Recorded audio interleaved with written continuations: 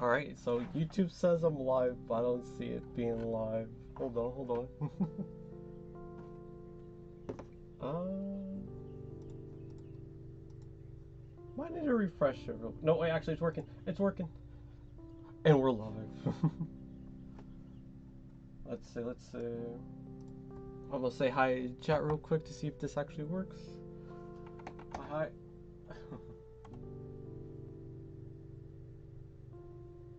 What the hell? It still doesn't. Okay, that's messed up. Man. Actually, there's a little bit delay. I remember from last time, from like when I was doing hand cams and stuff. The chat doesn't pop up. Hi. What's broke? How you doing? Fugi still doesn't. Not Fugi. What am I saying? The chat still doesn't pop up. I don't know why. Let's see. Is it above Fugi? Do I have to refresh chat? Fucking refresh chat. Why is it giving me troubles? It's so annoying. Chat's still dead. Yeah, freaking man. Oh, hold on. Social stream dog. What the fuck? But why is chat dead? That's my only question. It's so annoying. Man. That's alright though. I'm still able to see chat through my phone and stuff. But I wanted it to appear on stream, you know, but I mean I don't know. I gotta fix it for tomorrow. Because I'm up. Man, I did try to do some troubleshooting yesterday, but I didn't want to like go live or anything. I did want to try like have it pop up on OBS, but I don't know. I don't know what happened there. But yeah, I'm here. Just gonna have a little Necron painting stream. Or continue where I left off, pretty much. Pretty much so the continuation of last stream. But what I'm gonna be doing is let me see. Just double checking everything. Let's see. All right. I'll have chat right here, and then it's all working. Okay, cool. We're solid. Except for chat, but chat's still there. I can read chat. It's just not on my screen for whatever reason. It's so annoying. But yeah. Okay. But yeah, hello everyone that came by. Hell yeah, right? Yeah. So hello everyone that came by. Welcome. So on last stream, I kind of just like painted all the. I started painting the Deathmarks. Yeah. So I gave him like a little bronze coloring. As you can see there on his back, the spine, his legs, forearms, arms, biceps, calves, thighs, feet, hands, ribs even underneath. That was a bitch and a half to like paint because like how to get under the gun and all this and that. Do a little detail painting and whatnot. But how's it going? I'm doing pretty good. Pretty chill day so far. Woke up around 10ish. Didn't really do much. Had some breakfast. Talked to my mom for a bit about like some videos she was watching. Pretty interesting stuff. Stuff about like how we're on the simulation and it's pretty much the Matrix. She's pretty into like conspiracies and stuff like that. Pretty cool though. Like so much so she was like into Alex Jones before he like became a meme, you know, like she was a big fan of his before he blew up in like the grand scheme of like of social media and his she was always like a big fan. Pretty cool, pretty crazy stuff. Like, oh man, Mom already watches this type of stuff, but only for it to like blow up and become like a thing, you know. Become like a public icon type of stuff. But like sure, what Alex Jones can say sometimes is pretty outlandish, pretty wild, but a lot of it has like a lot of evidence behind it. So I don't really want to get into it, but it's pretty crazy stuff. But pretty crazy in the way that it's for the majority it's true, you know, like he was actually able to go and infiltrate one of those like cabal, underground goat ceremonies and shit like that for like the elites. Pretty wild stuff. Pretty wild stuff. There's like video of him going and like infiltrating and then getting called out by one of the members later on, and then crazy stuff. But no, recently she was like watching some other members, not other members, but other people. I'm talking about like Matrix and whatnot. But the idea of the simulation is whatnot. But yeah, pretty cool stuff. And then yeah, apparently he was in a movie with Keanu Reeves, which is really wild stuff. Yeah. That's the I'm very low energy today, but I was checking some of the stuff you sent yesterday about the gory stop motion. Oh yeah, that stuff is really cool. Freaking, I'll post them in the for other viewers. I'll post them in the little. I did make a little playlist of stuff I do mention on stream in my YouTube channel. So if you guys want to check that out, I will update it later on with some stop motion stuff. A lot of cool stop motion stuff. I'm really big into stop motion. I want to like do some of it even on stream. Kind of like I don't know, like a little no, drop everything. Crap. Okay, little basic stuff like little movements and whatnot. But I'll figure something out. I'll figure something out. Like because I do follow a couple like Lego stop motion artists, I guess, animators. There we go, animators. Some Lego stop motion animators, and they do really cool stuff. But I wanna do some stuff like that on stream. But it's pretty cool stuff. Pretty cool stuff.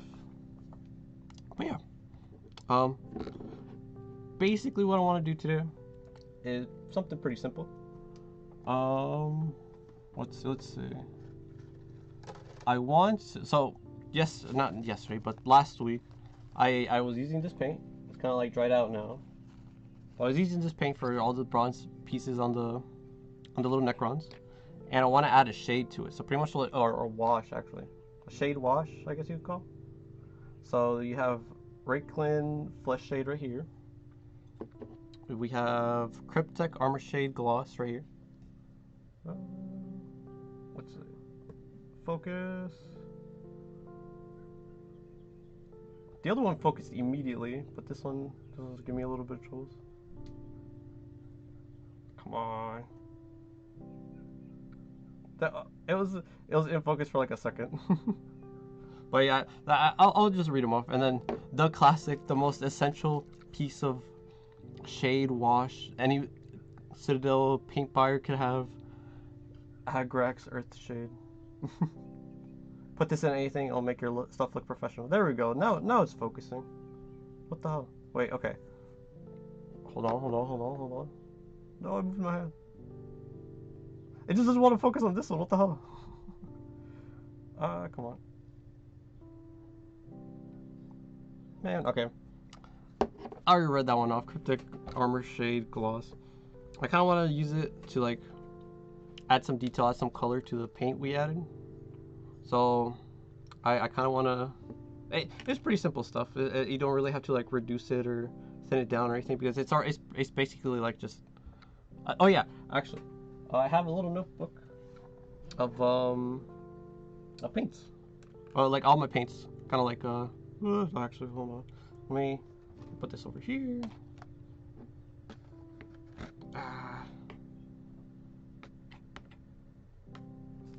Move these real quick.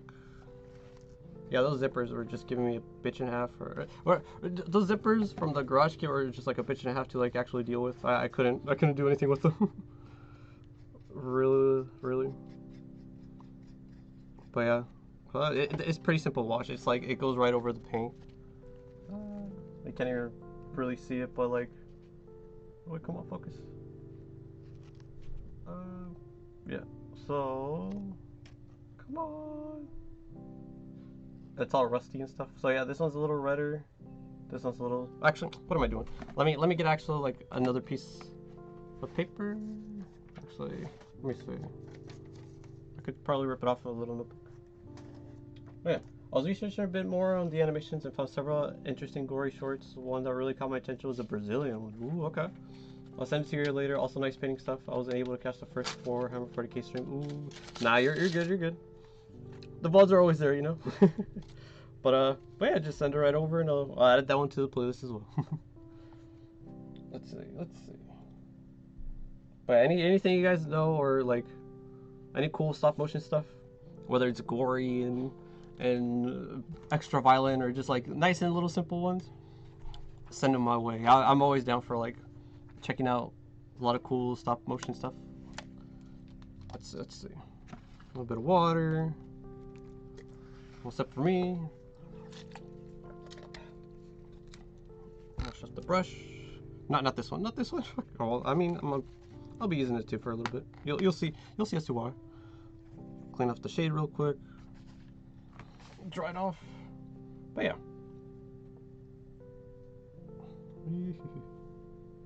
Okay. Light's a little bit harsh, actually realized. There we go. Dimmed it down a bit. Still actually pretty harsh. Hold on.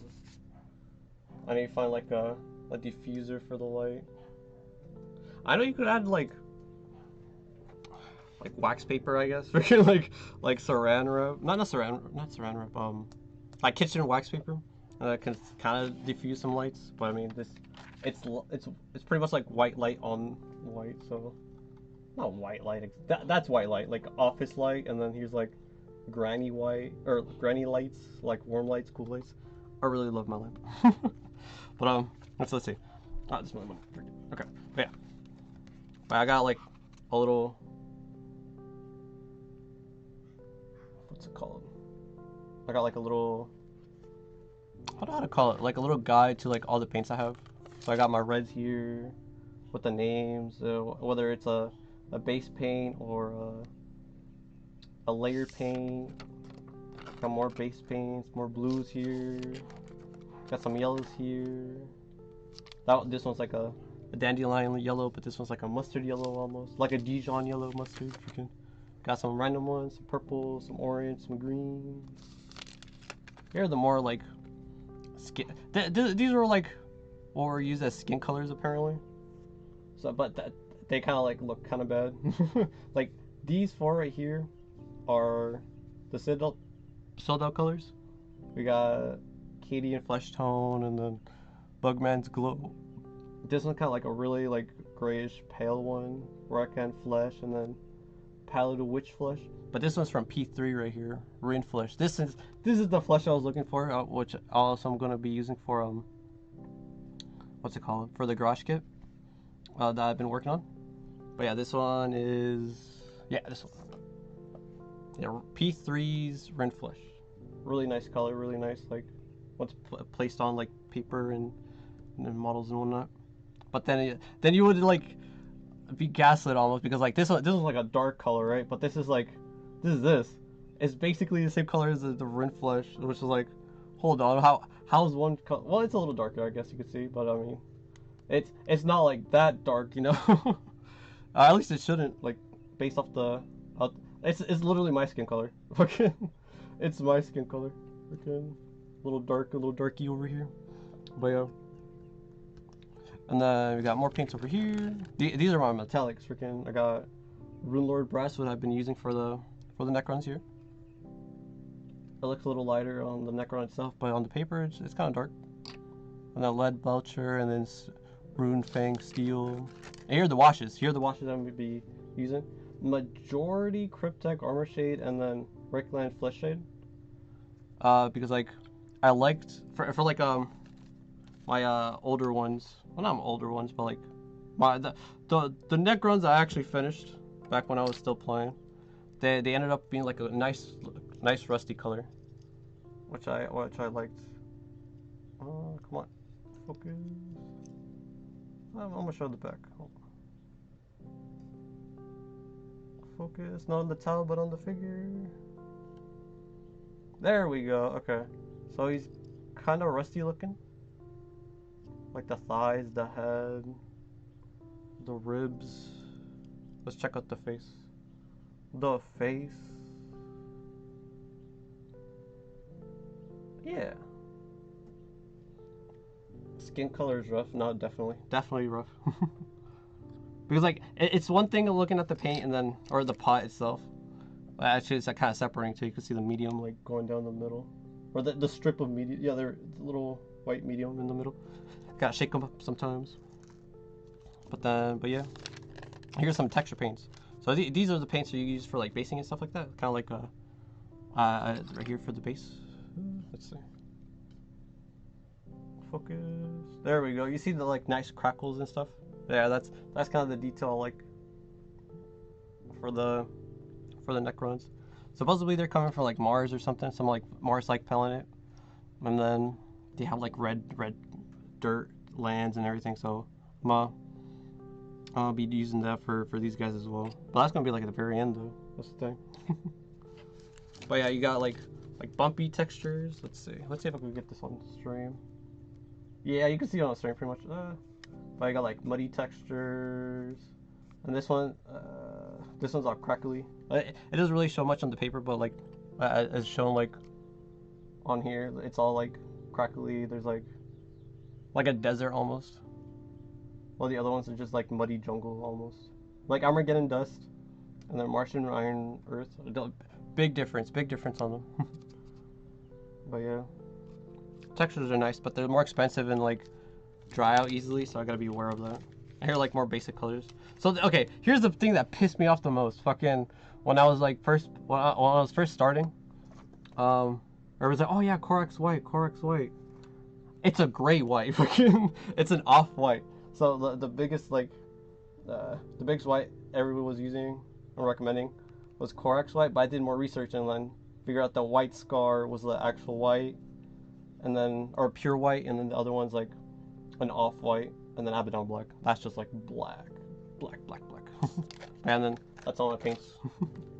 I do want to get more paints. I do need more paints because like for the I keep forgetting her name. But fuck, I can look it up actually. What am I doing? But yeah, the design I'm gonna be using for the garage kit anatomy would be, I forgot the purple girl's day with the headset. Mustbrook, I mentioned it last time to me.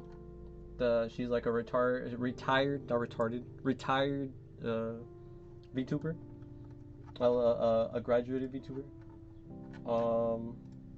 But I keep forgetting the name because I never watched her, and plus she's in Japanese, so like it's pretty tough. Pretty tough to remember names like that sometimes. Let's see.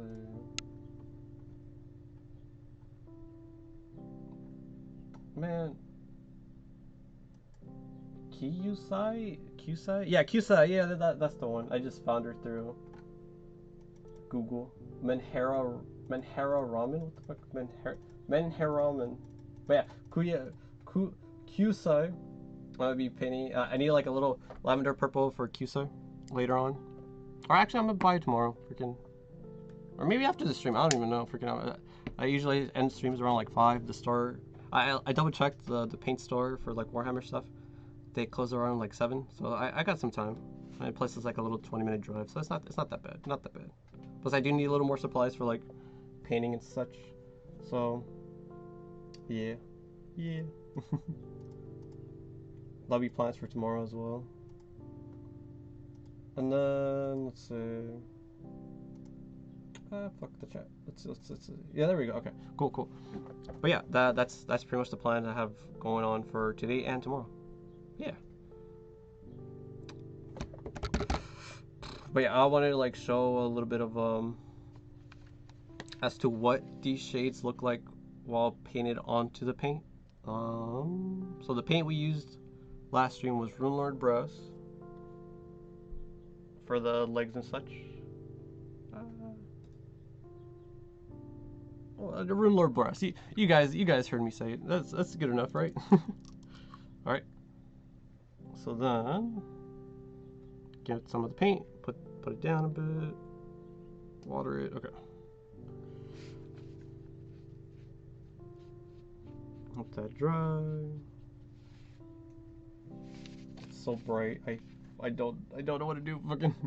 Okay, I'm gonna do like 3 little splotches like that first before I continue.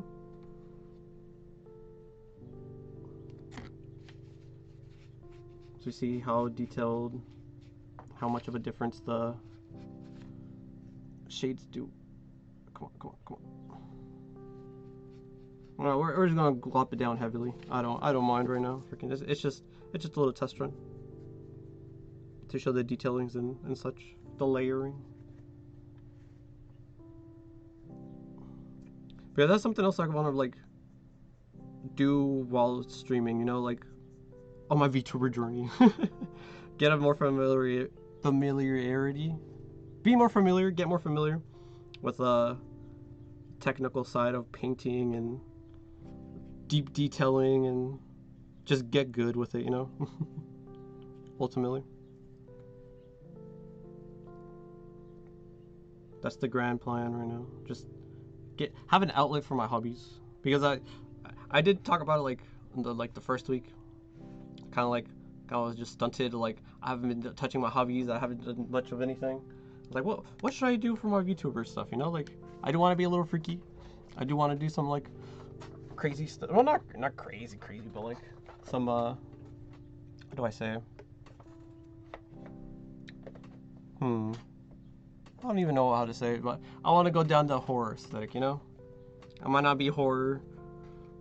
My personality might be the most horror stuff, but I do love all that like crazy stuff, crazy gory freaking Rayona stuff. Like, I don't know if I'll do it on myself, you know, freaking. That's for later down the line. That's for future Mokuba. Gotta plan something else in some way, maybe, possibly, perhaps. But yeah, I do wanna. But first and foremost, that's what I do want to do. Get the horror aesthetic, and then after that, kind of like get a feel and a good grasp on what's it called? On hobbies I've been laying off, putting off, and been wanting to like work more on. So a big problem about like shades and stuff is that shades and paints in general, especially with the P3. I hate dealing with the P3, but like it's such a good color. It's such a good paint. But a lot of paints get separated a lot, like the medium and the actual pigments. But then also with the shades more so, because like the pigments actually like get separated from the liquid side of it all. And but yeah, I gotta like shake it up.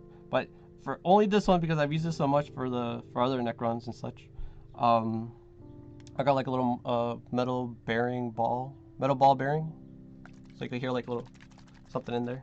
Or was it in this one? Hold on. No, it's in here actually. Hold on. You can hear like a little ball in there. It's like mixing it up real well. But I need more of them, like for like the rest of my paints and such. But at the same time, I don't want like the ball to like, well, since it's steel, it shouldn't rust as easily inside the paint pots. Plus, they shouldn't be cracked, right? Like, that's how like stuff starts rusting. They get cracked with some moisture, and then no, they get cracked. Some moisture gets in, and then like it gets like eventually like starts flaking off and gets fucked up. I guess that's my surface level understanding of how like things rust, how the rust works. Log violence, hell yeah. All right, so oh yeah, hold on. I was in the backyard the other day and I saw like the perfect props. Hold on. Just give me a second.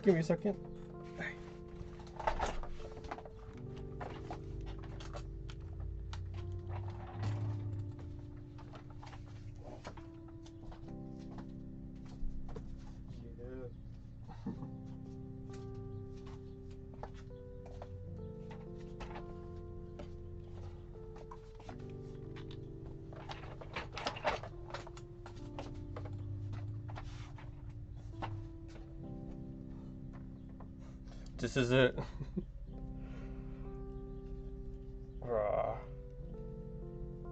What's this like old, chipped, wooden down, freaking dirty ass axe?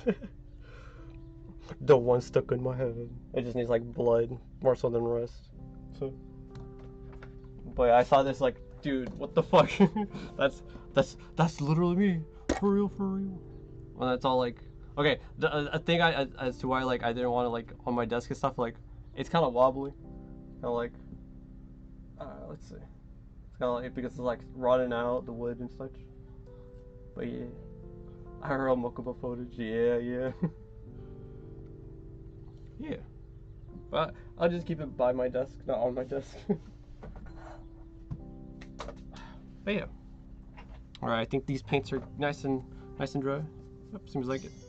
But yeah. Time to apply some shade.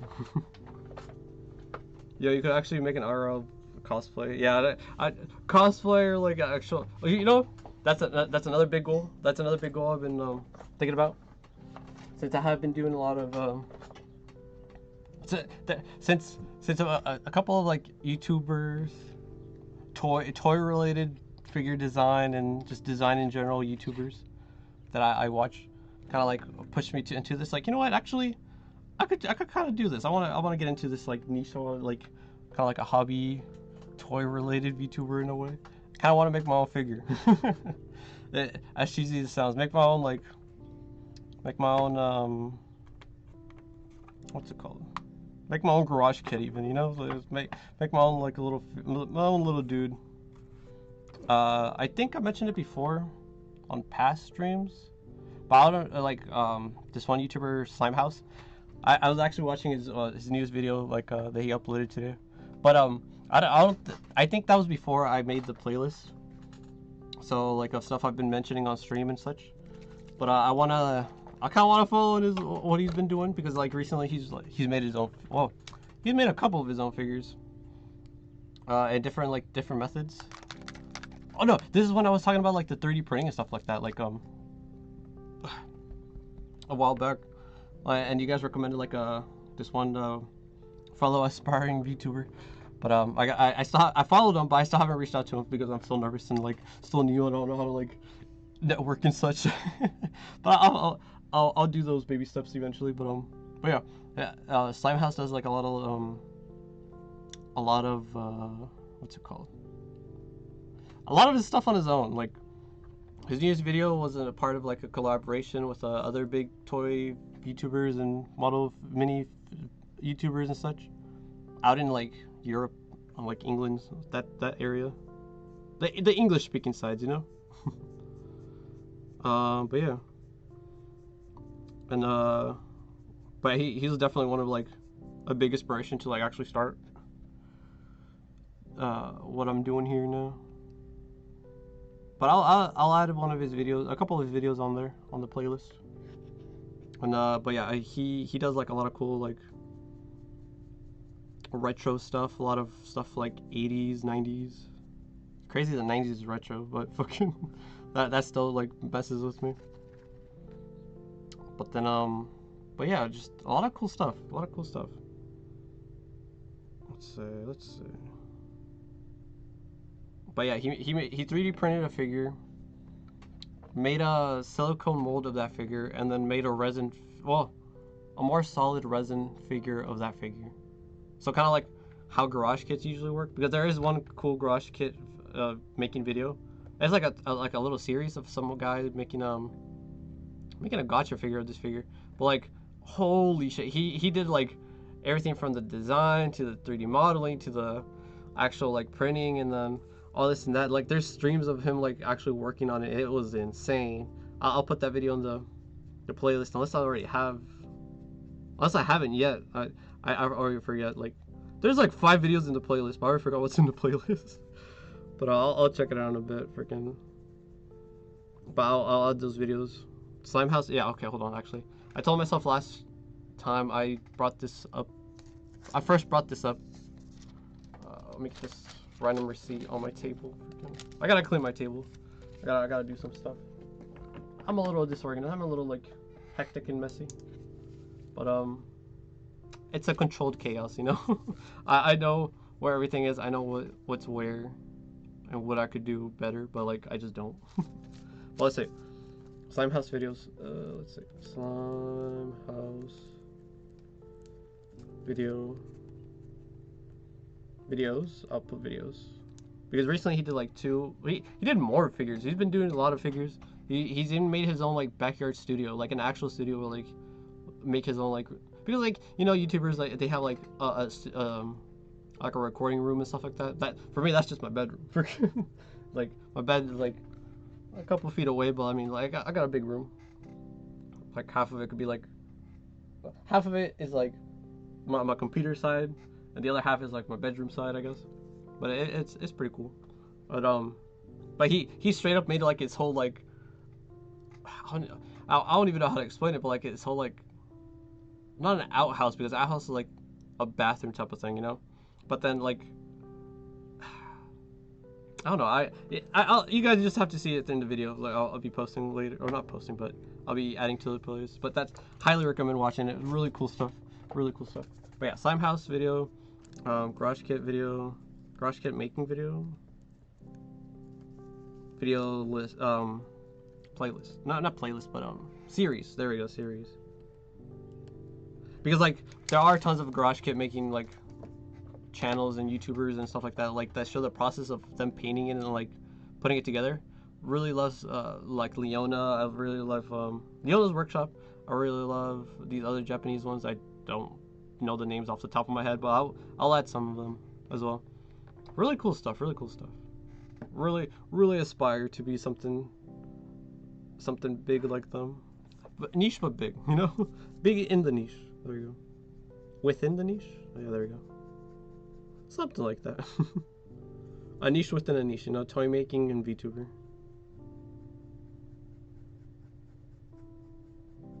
Okay. Let's see. I'll figure something out. I'm just starting off. I'm like my first month in, you know, which are like week 4. This is legit like a month in of VTubing, which is pretty. It went by too quick, honestly. It's pretty surprising how like it all transpired. It all went by. It's really cool stuff. But I don't know. It's just so like new. It's just completely something different, you know.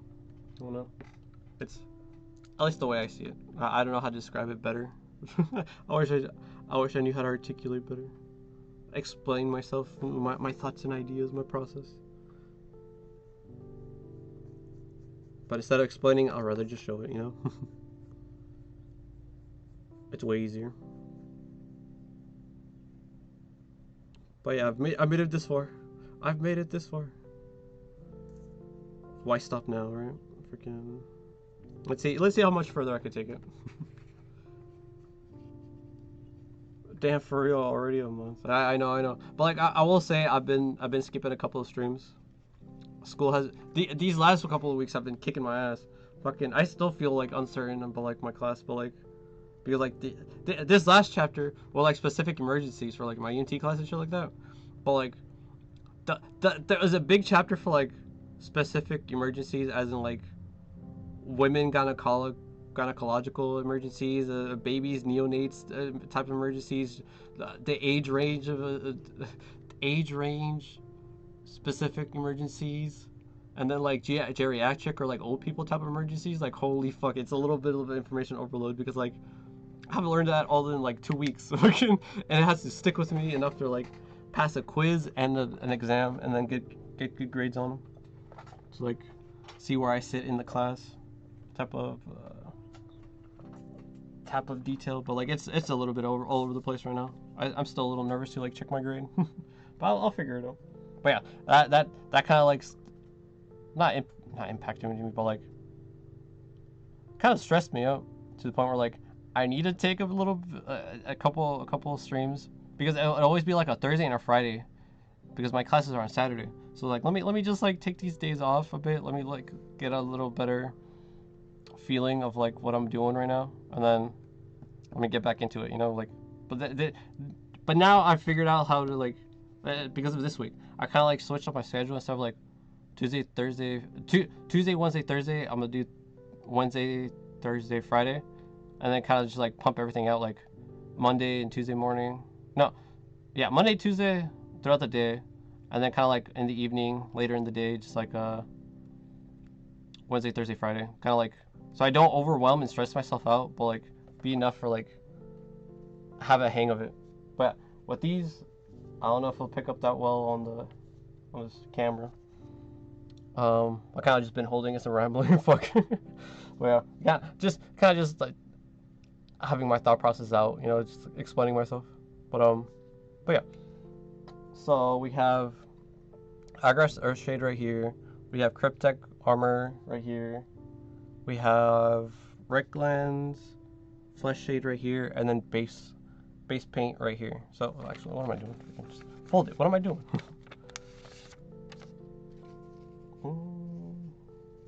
Let me see if I can add more light.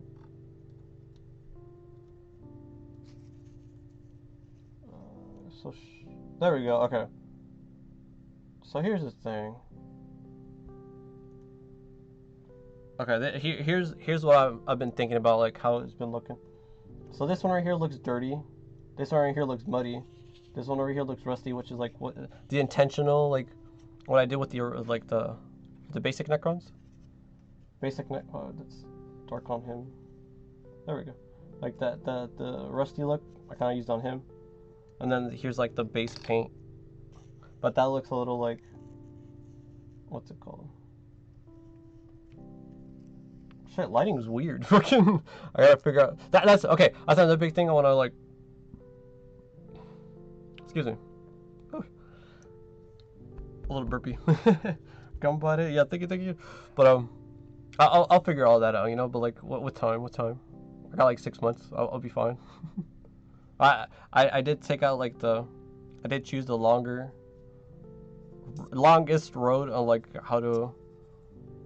The longest road on being able to get that EMT license, but it's a little bit of overkill, but like it's slow but still extremely like anxiety inducing.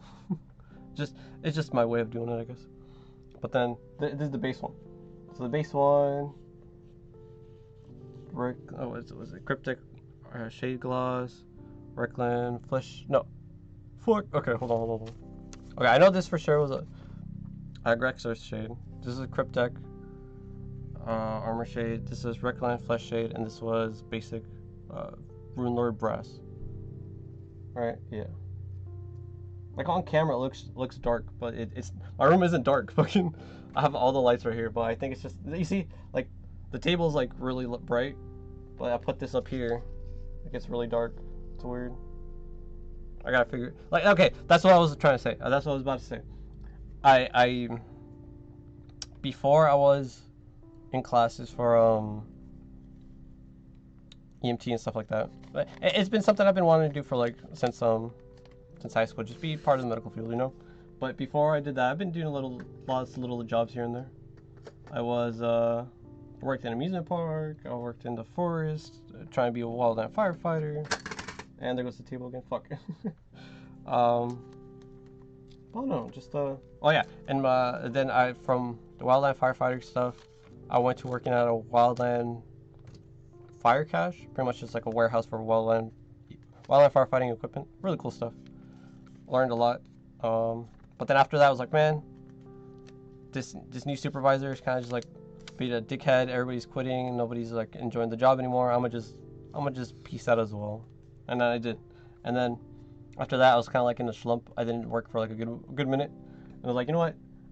I need a job. I'm gonna look for a job. Went on like LinkedIn or the another job website, whatever the fuck. I always forget the names because I'm not always on them, you know. I should be looking for work, but I'm just not. Too lazy to do it.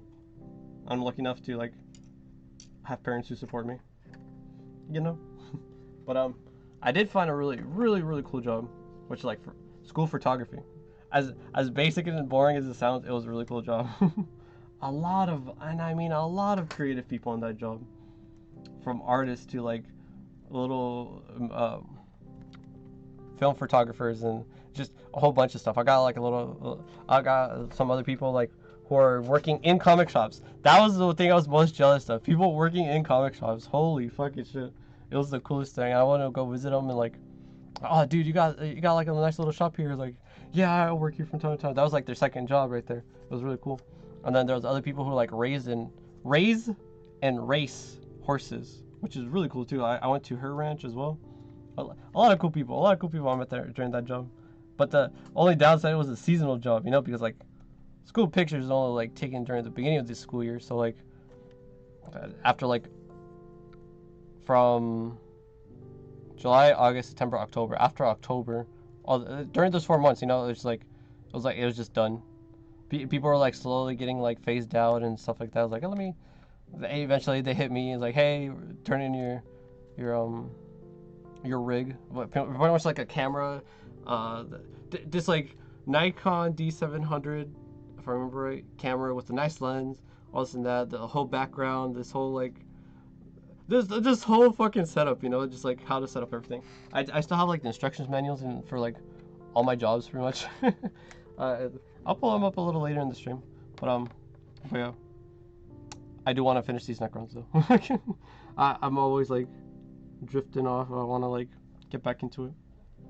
But yeah, a lot of cool little experiences here and there.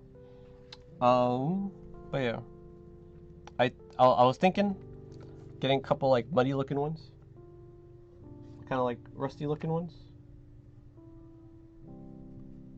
There we go. Okay, that's, even though it's like off in the corner, that's like a good lighting for that. There we go. I'll get some couple muddy ones, and then a couple rusty ones. I do 2 and 2, and then whatever I like most, I'll do like the last one on it. But yeah, that's the stream so far. That's the plans for the stream. But yeah, it's nothing too big. Like pretty like laid back. Just me talking and rambling, getting a feel for like planning and VTubing, I guess. But yeah, and if I have enough time at the end, let's see, where is it? It was Scar White. I'll paint their faces as well, like the white color. But yeah, but I was always like the reason I picked up the photography job though was because I was kind of always like into photography, since not always into photography. I was kind of like a really passive hobby. It's like, oh, I got a phone, let me take a picture here and there from time to time, and people would always get like for whatever reason, people would always be impressed. It's like, I just looked at a good angle and let me just take a picture, But eventually, like, it kept on happening, especially like at the forest job I had. People were like, oh man, you take a lot of nice nice nature shots, a lot of good picture shots, like for like flowers and plants themselves. And then I was working my way to like becoming like a natural resource specialist, but then COVID hit and it was like, yep, you gotta go home. It's like, it kind of like dampened the plan on everything. But I mean, I still enjoyed like taking pictures of a lot of cool plants and a lot of good moments with people and stuff like that. But yeah, so after the shading and painting and stuff like that, I kind of want to paint their heads white. Yeah, that's ultimately what they're supposed to look like. Like you can see like their bronze armor with like kind of rusty look,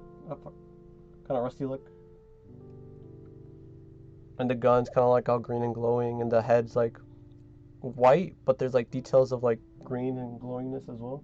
Kind of want to do that. But yeah, photography I want to like get back into. I do have 2 cameras. Stupidly, okay, here's the thing. That one forest job was like my first real job, quote unquote. Kind of like was getting like good money and all this and that. Like, I could have bought a camera. I should have bought a camera, but like the minute I was like out of that job, I was like, you know what? I want a camera. So I bought a camera. That was my first time buying a camera. It was I looked online in some forums, they recommended like a Sony RX100 II. Like a really old model. Not old model, but like that's a nice model. Really cool stuff. Stupidly, I bought it like after that job, forest job. I should have bought it during the first job because I would have like, I feel like I would have like made it like a little photography club or something. It would have been cool. That's a lot of something like that job was. It's kind of like a bunch of people living on center, and a bunch of young, like-minded individuals living on center, working in the forest and doing a whole bunch of stuff like that, So it was like something I should have done. And then most recently, I bought kind of like because I not rediscovered photography, but like I rediscovered I rekindled the love of photography, I guess. As cheesy as it sounds. I got myself a little Pentax cube. But yeah, I really like these like tiny cameras. But I like it with the crazy ass fucking lens. You know? It's like a zoom lens, and it's like completely overkill for this tiny camera. Because like it's this like more than half. What's a good angle? Fuck, this is so weird. Yeah, it's like half the size of the camera. But yeah, it was really, really fun stuff. Taking pictures with these cameras. I want to do more stuff with it though. I want to know how to incorporate it more into like VTubing, if possible. I know there's a lot of VTubers that kind of do like outdoor stuff. I can't talk. And then I know Pippa's been talking about it. I know Yuko from Idol kind of just Pippa from FaZe and Yuko from Idol. They kind of like start both of them. Pippa's talk about it, but Yuko's actually done it. Coming back from her break, she actually like had a little. It was like a 10-minute video or so. It was like 8 or 10-minute video. I don't know, but it was like a really fun little cute video of her like skimping around in the forest. I don't know, just doing her own thing, I guess. It was pretty cute. It was pretty fun. But I kind of want to kind of incorporate something like that. I know somebody like brought up I don't know if it was You Must Broke or somebody else, but somebody brought up like this one VTuber who actually does like camping and stuff. Like used to do stuff like that, like outdoor stuff. I want to find her page. I want to not find her page, but like find those videos again. Like I know I have them saved somewhere. I want to pull them up and put it in the playlist. But yeah, and then the camping VTuber videos. IRL camping VTuber video. There you go. I'll add that one to the playlist as well. Yeah, she's gonna do more vlog-based content. Yeah, which is really, really cool and interesting idea. You know, like people have done like hand cams and stuff like that. You know, but never like face reveal on purpose. Because there has been a couple face reveals on purpose and on accident. I know the one on accident was like Ollie, and then the one on purpose was like Macho Khan, and some other people were like on their side accounts to kind of like just do like their own like off no, what the fuck is it? It's their roommate stuff, I guess. But we don't talk about those, you know. And then but yeah, a whole bunch of stuff like all over the place when it comes to like content creation and the VTuber sphere. What really got me thinking is like I kind of want to do something, and that's really tacked on. Hold on, that's heavy. That's really dark and heavy. Oh fuck. Oh, let's see. Let me just spread it around a bit. Not necessarily like show my face and my body and whatnot, you know, but fucking kind of wanna. Oh, it's pooling now. Fuck. I gotta work fast with this. Since it's like a little. Fucking now it's too bright. Hold on. Since it's a little taboo, I guess, for like VTubers to like do stuff like that. Well, I mean, of course, right? Because like it's all virtual for the most part. But I don't want to also potentially dox myself. That's the biggest thing. But yeah, I wanna stay true to VTubing. Nothing past the arms. Nothing past that. I don't do gloves and stuff like that, you know. But I was thinking about, I was like, man, I should do that. But I was like, nah, that'll get hot and annoying, and I don't want to like slide, like peel off like some nasty sweaty ass gloves. Like that's nasty. I don't want to be fucking doing that. I know some VTubers like Shondo. She doesn't really do that. Like wear gloves, or unless it's those like fingerless laced gloves, or like with the ribbons and everything. Really cute stuff. But I don't know. I got a watch on, I guess. I don't know. That's about it. Like a nerdy watch too, because like it's a Casio world timer. Let me see. I saw this on a YouTube video. I was like, holy shit, that's a sick ass watch. But it kind of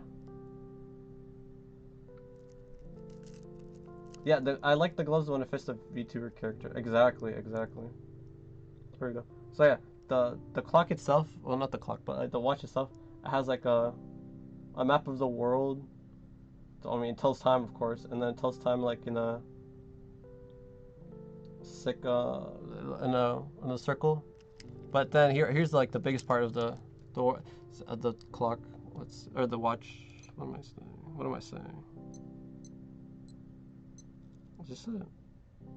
Yeah. Okay. So I do have a little manual here. Since it is called the world timer, it tells the time of the world of like all these countries and time zones as well. There we go. From like Pago Pago to like Wellington, Tokyo, Seoul, Taipei, Hong Kong, Dubai, Jordan, Moscow. I don't know if you guys can even see the fucking tiny words. Stockholm, Berlin, Rome, Paris, Madrid, Rio de Janeiro, Santiago, New York, Chicago, Mexico, Edmonton, Honolulu, and but yeah, that's also like a reason as to why like I was like, oh man, that's so cool, and nerdy because like I was like, man, I'm getting like, how do I say this? I'm getting out of the sphere of like hollow live VTubing, I guess. I started like getting more and more into like more indies and more like different VTubers from around the world. And then Para, I have Para's time right here. Freaking as cheesy as weird as it sounds, you know, freaking. Let's say so like for my usual rotations, I got my time area. Freaking focus. Come on.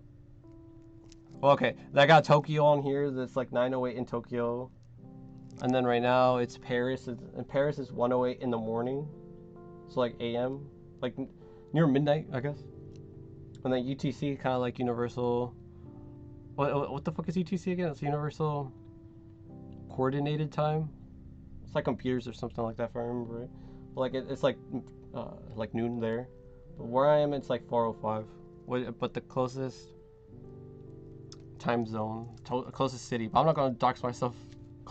Dox myself more than I've already had before, because I know I've talked about like, oh, I'm in SoCal, but I don't say where near SoCal or anything. So that's just where I am. Also, I don't know if you guys saw it or like caught on to it, but let's see. But it is a really specific tiny detail, but I gotta like really like get this in focus if I want to show it off. Okay, so the world, right? Oh, you can see like the reflection of the camera lights. That's cool. But yeah, the world, right? It kind of shows it highlighted where I am, the west coast of the US. It's like dark. But then if you click, no, not mode, this one. It jumps over to where Tokyo is on this side of the world. It jumps back to where Paris is. And it kind of just like blanks on UTC. But like it kind of like moves around, and then I think it's this one, yeah. Here's like all the countries. Freaking China, New York, SCL, wherever that is. Rio, Fernando, London, Paris, Montreal, I think, Berlin, Stockholm, Athens, Cairo, which is like Egypt, and then a whole bunch of shit, you know. But like it like moves around too. Like right now it's like in the middle. I saw this in a YouTube video, which I will post in the little playlist. But I was like, man, that sold me. It even talks about like the history. Okay, that YouTube channel for the watches, oh my god, is so fucking good. It talks about like different like watches, of course, but like it talks about like the history watches and like, or specific watches, and timepieces, as the guy says and whatnot. But it's so fucking cool. It's so cool. I'll highly recommend watching that channel if you like 2-3 in the morning, kind of just like doing whatever, not really knowing what to do or what to watch, just scrolling, endless scrolling. Highly recommended channel. Really cool voice too. That's like much cooler than looking at the straight up online. I know, right? Stuff online, because like of course you could just like Google one click away and then you'll get like time in Paris, you know, or like time in Egypt and whatnot. But here it's on my. Oh yeah, I'm stuck on Moscow right now. Actually, hold on, let me change back to my time zone. But yeah, it's kind of just like it tells you on your wrist. It's like right then and there. I made sure you could get like smartwatch and it does the same thing too. You kind of just talk to it, you know. But I mean, it kind of removes like the whole. What's it called? It removes the whole feeling to it, you know, because like it's with the smartwatch, it's just a phone on your hand, or like, okay, there's two types of smartwatches, you know. There's like the working out types, and then there's like the Apple Watch types, where it kind of just a phone on your wrist. It kind of like removes the, at least what I feel, it removes like the feeling of what a watch is supposed to be like for. I kind of just like haven't checked out smartwatches. I'm not against them, you know, but like I wouldn't use one myself, personally. I do have another one for like more traditional watch, I guess. Freaking kind of like a basic Timex weekender. Right here on my desk as well. I kind of use this one for the EMT class. Focus. Come on. But yeah, I use this one for the EMT class because they told us like if we're gonna be checking heartbeats and be able to check heart pressure and monitor it, check for vitals. You gotta be able to like see the actual like second hand tick, tick, tick, tick. You know, that type of stuff. But I also really like this clock or this watch because like not only tells you like the 1 through 12, but on the inner circles like 13 to 24. So you got like military time as well on top of just basic time, I guess. Well, I really like it. I got that one for my birthday. Like I asked for it too. Like my parents like, do you want anything? Like, yeah, give me this watch. I want this watch. This little not Explorer watch. I forgot what they were called. Fuck. But it's the watch itself is called a Timex Weekender. But it's I forgot the style of watch it's called.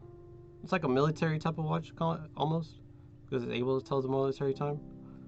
But it's the most basic one, because of course it's like with watches and brands, and especially with watches, brands are everything. It's like the biggest brands do the best times and all this and that throughout like their history of like in the business and whatnot. Camera's completely out of focus. I'm sorry. I just realized my hands are off screen too. But no, the cameras or not cameras. Well, cameras too. Cameras and watches and anything of luxury for the most part. They're known from like their as a status symbol from time to time, and then from the materials they've been using and how long they've been in the business, and how long people have been after their brand and such stuff. Kind of like with like big brand watches are like what Rolexes and Jean Le Couture, and then for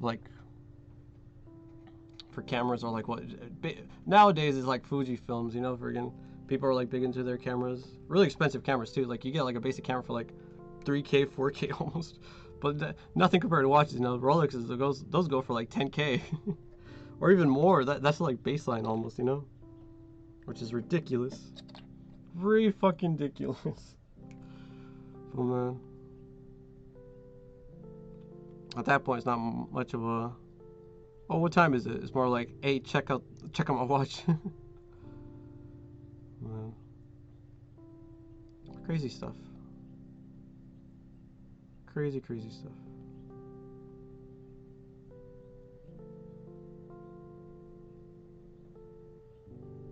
But I guess that also kind of goes into figures. I've been for a little while now. I've been seeing like a lot of designer figures. I'm not looking to buy one myself, you know, but like I've been seeing a lot of like the making of how this brand got big and for designer figures and stuff like that. There is a convention apparently like out here where I am called Deathmarks. They apparently like they do like a whole bunch of like design for like clothing and toys and a whole bunch of stuff. Whole bunch of stuff. Which is really cool. I want to check it out one day. Hopefully make a little vlog of it. My time there.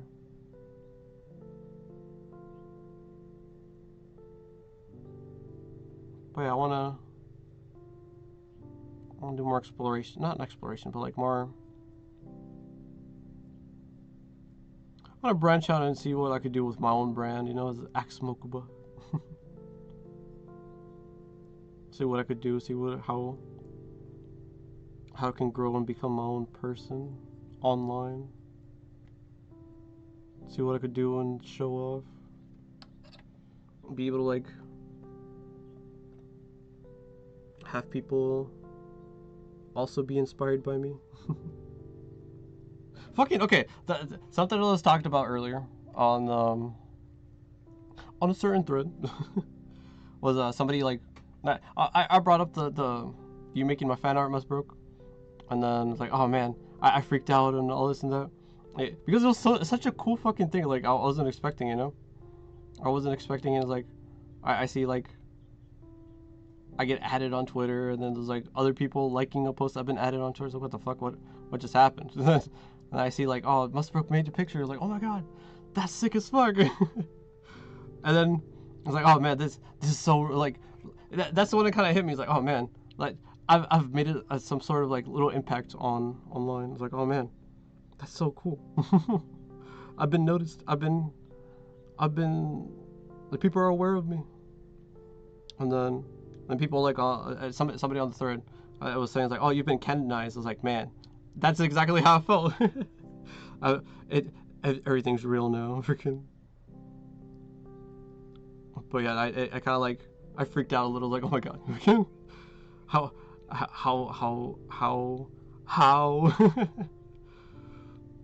But it just hit me. It's like, whoa, this is so sick. But yeah, thank you very much for the little fan art. Man, freaking, it's so cool.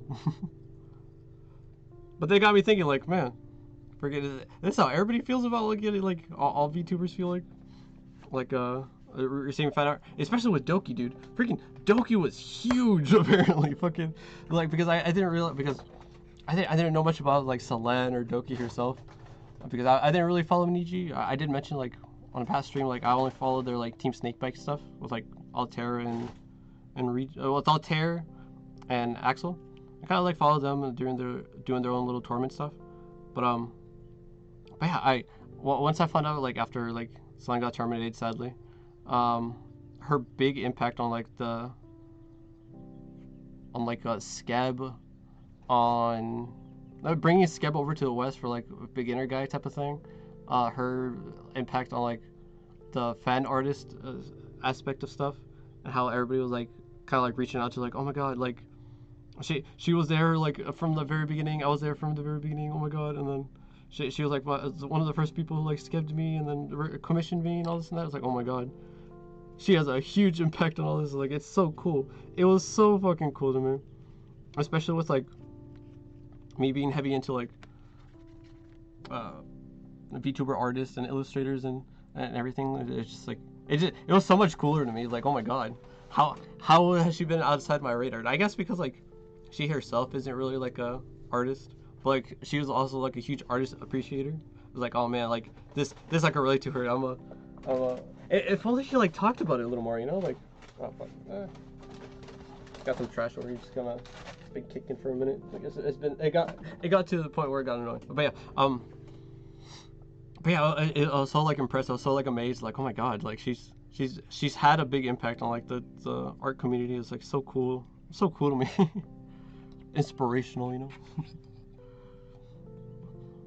Honestly, I've been seeing people take an interest in our niche as one of the things that inspired me the most. Oh yeah, honestly, freaking. And then Doki's an OG. Honestly, she really is an OG. Freaking. Apparently, she's been streaming since like COVID lockdowns and stuff, like 2020. Or something around. At least to my understanding. As Doki, she was back in 2020. But then Selene came by, did her thing, exited out, and then yeah. pretty crazy stuff. Oh fuck, I didn't even. Oh, his thigh fucking was. Okay, I gotta finish up this guy actually. I'll leave this guy last. I gotta finish up his thigh. But yeah, freaking. But yeah, people like actually like seeing and having an appreciation for like freaky things, I guess. And then actually like voicing their appreciation for it was like so cool, so cool. Seeing people like take a more a bigger interest, because I mean meat was like always like a kind of like a failing thread. People like some people go out of the way and report it, you know, like after like the whole stuff with Coma and her her trip to Staples, and then people kind of like freaked out, like, oh my god, what the fuck is this? And then I'm like, man, that's sick as fuck. What do you mean, what the fuck is this? And then but they would say it like in a negative connotation, but I guess it does seem as extreme, but like there wasn't any blood in that picture. There wasn't anything like crazily morbid in that picture. Like it's some people use it as shock value. I understand that, but like, come on now. There's no need to like target meat for that. And then the little rebranding from meat to freak, and then that actually, and then you got people like it coming from time to time like, oh, what the heck, meat's back. Like, no, we're freak now, but like we're technically meat. But then people are like amazed, like, oh man, like, well, good luck to you guys. What the fuck? That was earlier too. Oh man, it's so cool. People actually like, well, I guess you guys are doing your own thing. Just keep it down, I guess. I don't know on how they see it. Just do your thing. Just don't get freaky. Don't get too far into the. Don't get out of hand. That's ultimately like, I feel like people are like talking about. Because not everybody's into gore. Like, God damn it. Speaking of gore, I actually recently found out about like the guy who's like self-immolated. The guy, the active duty Air Force. How the fuck do I say this? The active military Air Force soldier, I guess, member. I don't know. A guy who like self-immolated, kind of like lit himself on fire out of protest. I was actually watching like watching a video about him, and I was like, oh man, we're not gonna show the video here, but like this is what led up to it, and then after that he like lit himself on fire and everything. I was like, what the fuck? What the fuck? And then like, when was this? And I was like, apparently it was like earlier this week, like 3 days ago. Like Aaron something. I forget his name. But even though I just watched it, you know, it's like Aaron something. I don't know his last name. But the guy just lit himself on fire, like in front of like an embassy, the Palestinian embassy for like in San Antonio. Yeah, that's where he was based at. That's where the embassy was. Kind of just did that, fucking, which is an insane but moving thing he did, because like the video I was watching about him was like they made a connection to the guy to the monk who also self-immolated, kind of like, it's a really famous picture, kind of like a really big thing. Well, it was the monk who lit himself on fire back in like the 60s during like the Vietnam War, because like he was being his people, like the monks and everything, they were getting persecuted for like their religion, and like, nope, I'm doing this out of protest. And he kind of just sit there like meditating and just like did not move at all, which was really also really like insane, but like respectable. Like it's nuts. It's really nuts. And the fact that the guy who also like did it recently, he did it like without an audience, without a crowd or anything. He kind of just did it and recorded himself, and like it was amazing. Well, okay, how do I how do I say this? It was amazing he was able to do that. There you go. But like the video was kind of sad, you know, like because afterwards I looked it up on there's one website I look up for gore and whatnot, like a chaotic. I looked at the video, kind of like he was kind of just yelling after, like he was yelling like his political stance, I guess. And then after he started yelling out of pain, and then kind of like, so he's on fire, you know, with like a fire accelerant, It was because it wasn't just gasoline. No, it was something like apparently like stronger. What's it called?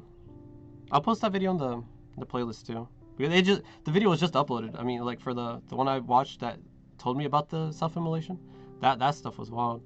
But it was really good. It's pretty political, but like it gives you like a insight to like what's going on, freaking, to some degree, I guess. But yeah, it was a really amazing video. Really sad, but really amazing video. But I was really interested in it too, because like I was amazed, you know, because like the fact that he actually had that in his head and was able to like go through with it ultimately go through with burning himself alive. Which is not something that you could easily do, you know, just with a lighter you could like, you know, like, and it hurts like a bitch. But like, I don't know, even with smileys, you know, fucking, I don't know if you heard of smileys, but like whenever like you leave the safety thing on it and you just let it burn, just let the fire burn and everything, get that like really hot to the point where like you put it on yourself and it leaves a little scar, like what's it called? It leaves a scar, burn wound, I guess, which is like a little smile. Really, I had a friend who was into like burning herself, and then she told me about that. I was like, whoa, I didn't know. I was still like, I don't know. I wasn't really into Ryona myself. I'm more into like the gory side of stuff, but she was like into like hurting yourself from time to time. It was weird. At the time I thought it was weird, but I guess it's a more common thing than not. Freaking just after going more into like the freak side of stuff, which was really interesting, man. Freaking, I'm learning a lot when it comes to it. I'm not gonna lie. Oh hey, okay. I was kind of just rambling. Sorry, mouse. But hey. But yeah, the whole context behind it is interesting. The videos are dark as fuck. Wait, fuck. Okay. For Anisha, always been on the side of community for a lot of support. Miracle, love to see it. No, of course. A lot of people like being able to like, what's it called? Being able to see and like accept the little freaky side of stuff. It's pretty cool. But I just realized I was behind the VOD a bit. No worries, freaking. It happens. For one time I was like behind like an hour's worth of like an Urka VOD while she was playing violin. I was like, what the fuck is going on? Like, but I didn't realize until afterwards, because like I realized like I paused the video while I went out to go do something, and I came back. I was like, wait, and then that VOD randomly ended. I was like, what the fuck? What just happened? And then, oh, I was behind. Oh, okay then. But yeah, the whole concept behind it is interesting. Hey guys, how's it go? But yeah, no worries. Sounds like a fun combo. Oh yeah, so it was pretty much what I was just talking about was like but yeah, welcome mouse, welcome. But I was pretty much talking about like this how did I say it just a second ago? It was like this U.S. Air Force soldier member.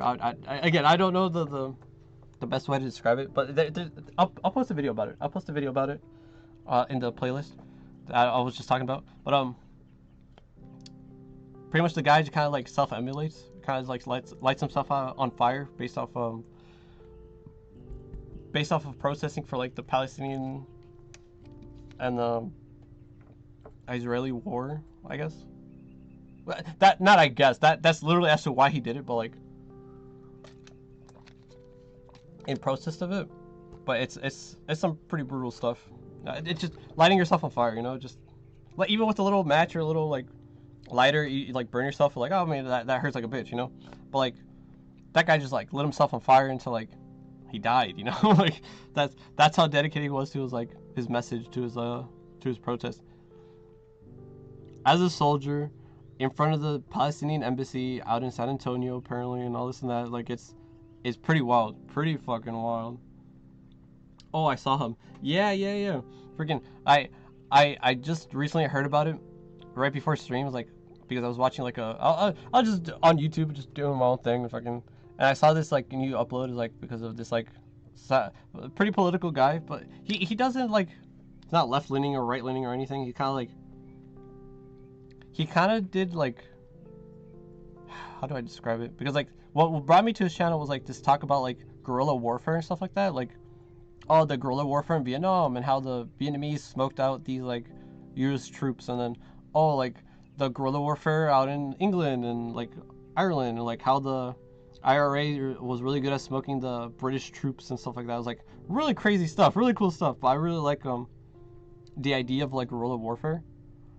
As as crazy as that sounds, I like the idea of guerrilla warfare. Just fucking people out in the streets or out in the jungles or out in the just out there, you know, fighting wars that are not in war zones, but just bring the war zones to their home. You know, kind of like the what can be done in an urban setting, I guess, urban and jungle setting, or in any setting. That's literally what a guerrilla warfare is. You know, fucking just being able to like have a war anywhere, but like be able to like surprise and get the upper hand on them. But that's ultimately that's what brought me to his channel. But I was like, man, this guy's like really good at historical like findings and like historical like not historical findings. What am I saying? Right, like retelling historical events and stuff like that, how it all played out, how like as to why it happened, how it happened.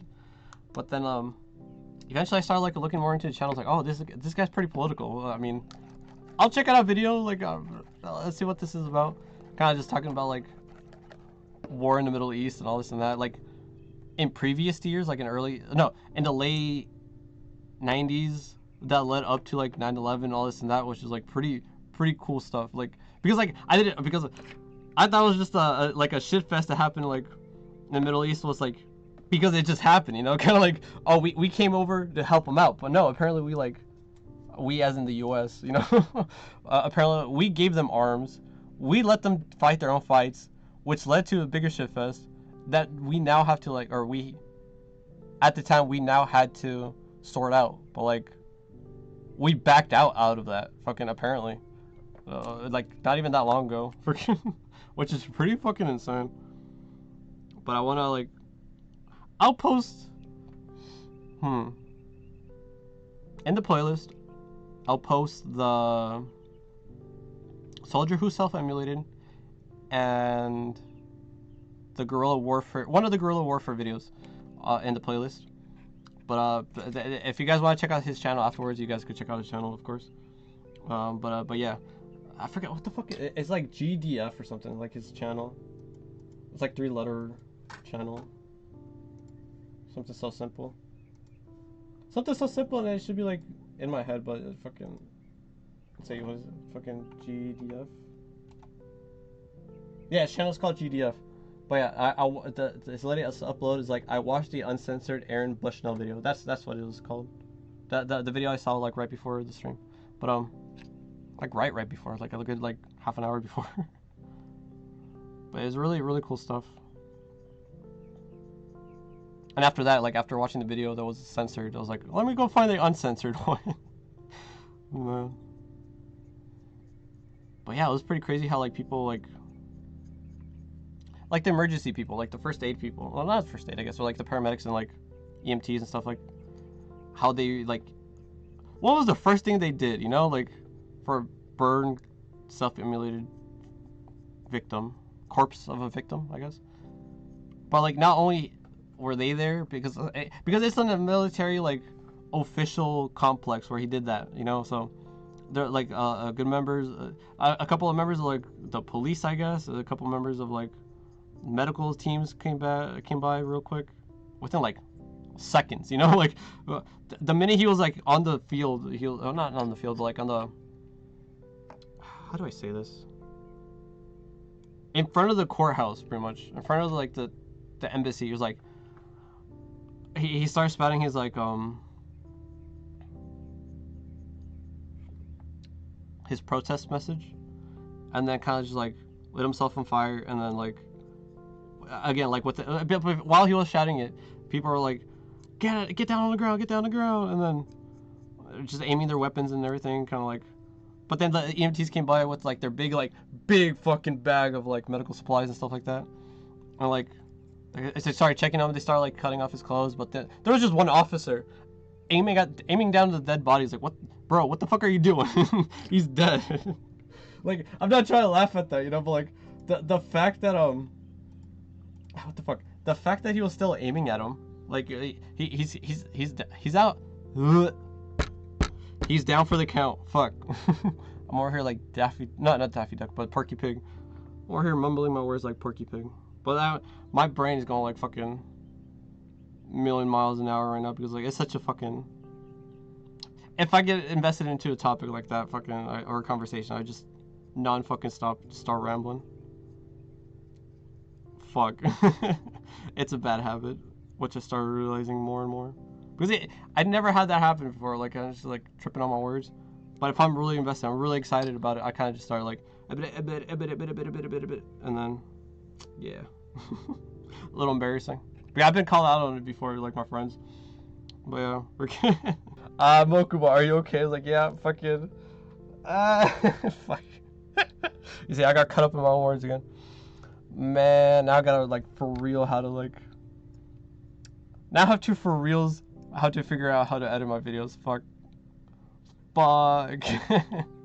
And it stays between the three of us, the four of us. All right, but yeah, my friends asked me like, Mokuba, are you okay? I was like, yes, I'm okay, but I'm just rambling. I kind of just like get tongue tied with my own words because of how excited I am. Yeah, rambling is a great streamer asset. I know. But yeah. Because like I get heated sometimes in conversations because like that's when I feel like conversations could get really good. If you could like argue a conversation. Not necessarily argue, but like have a good argument, kind of like a good back and forth, you know? Not necessarily like, oh, your opinion is shit because of this, or no, your opinion is shit because of this, but like, oh, this is this and then that's that, you know? That kind of that sense. Kind of in that sense is what I mean by arguments. People have like one good standing on one side and one good standing on the other, and are able to understand each other, and like that. I get really like invested in those conversations, or even like nostalgic conversations, kind of like yesterday, and then I was having while playing Dusk, talking about like cartoons and remakes and video games and stuff like that. Just big into it. Oh man. But yeah, just get really big into it. Get really what's it called? Dragged into. I don't know what the full right word is. Get really hyped for it. There you go. Get really hyped. Because that's kind of how it was right now with this last conversation, freaking with the emulation and then just the severity of what was going on, and then just everything. The whole scene after that transpired, after he's like just down for the count. It was really cool, really like how they went onto the scene. But man, can't wait for that to be me. Just to be able to be on the scene, like, hey, what can I do? Freaking. What can be done, especially in that sense, because like he's already dead. He's practically just a corpse already, just instantly dead. Because like he was by the end of the video, after yelling his protest, screaming out of pain, he couldn't do it anymore because like the flames were in his mouth, and then like he couldn't do anything after that. He couldn't yell, he couldn't breathe, he couldn't do anything. So like he kind of just like died from his feet. Ultimately, that's what people die of when it comes to like fires. They die of asphyxiation from like the lack of oxygen that's being like used and consumed in the fires and stuff like that, from how big they're growing. That's usually how they die. Not from the pain of the fire, not from the being collapsed on. I mean, of course, like in structural fires and stuff like that. Like if they die if they get crushed in a collapsed building or something like that, I mean, of course they're gonna die. Freaking, they just get squished to death like a fucking ant. But like but yeah. But it's usually through asphyxiation, not necessarily for like the excess amount of smoke, for like the lack of oxygen. Ultimately, you know, well, which is also because of the smoke. But like, yeah. I like to have discussion with my friends if they have a solid take. Same, I understand. What the fuck? My own opinion is better talk when I talk to someone who doesn't share them. Exactly, and that's a big fucking thing, because it helps you like reflect and better your argument and ideas and opinions.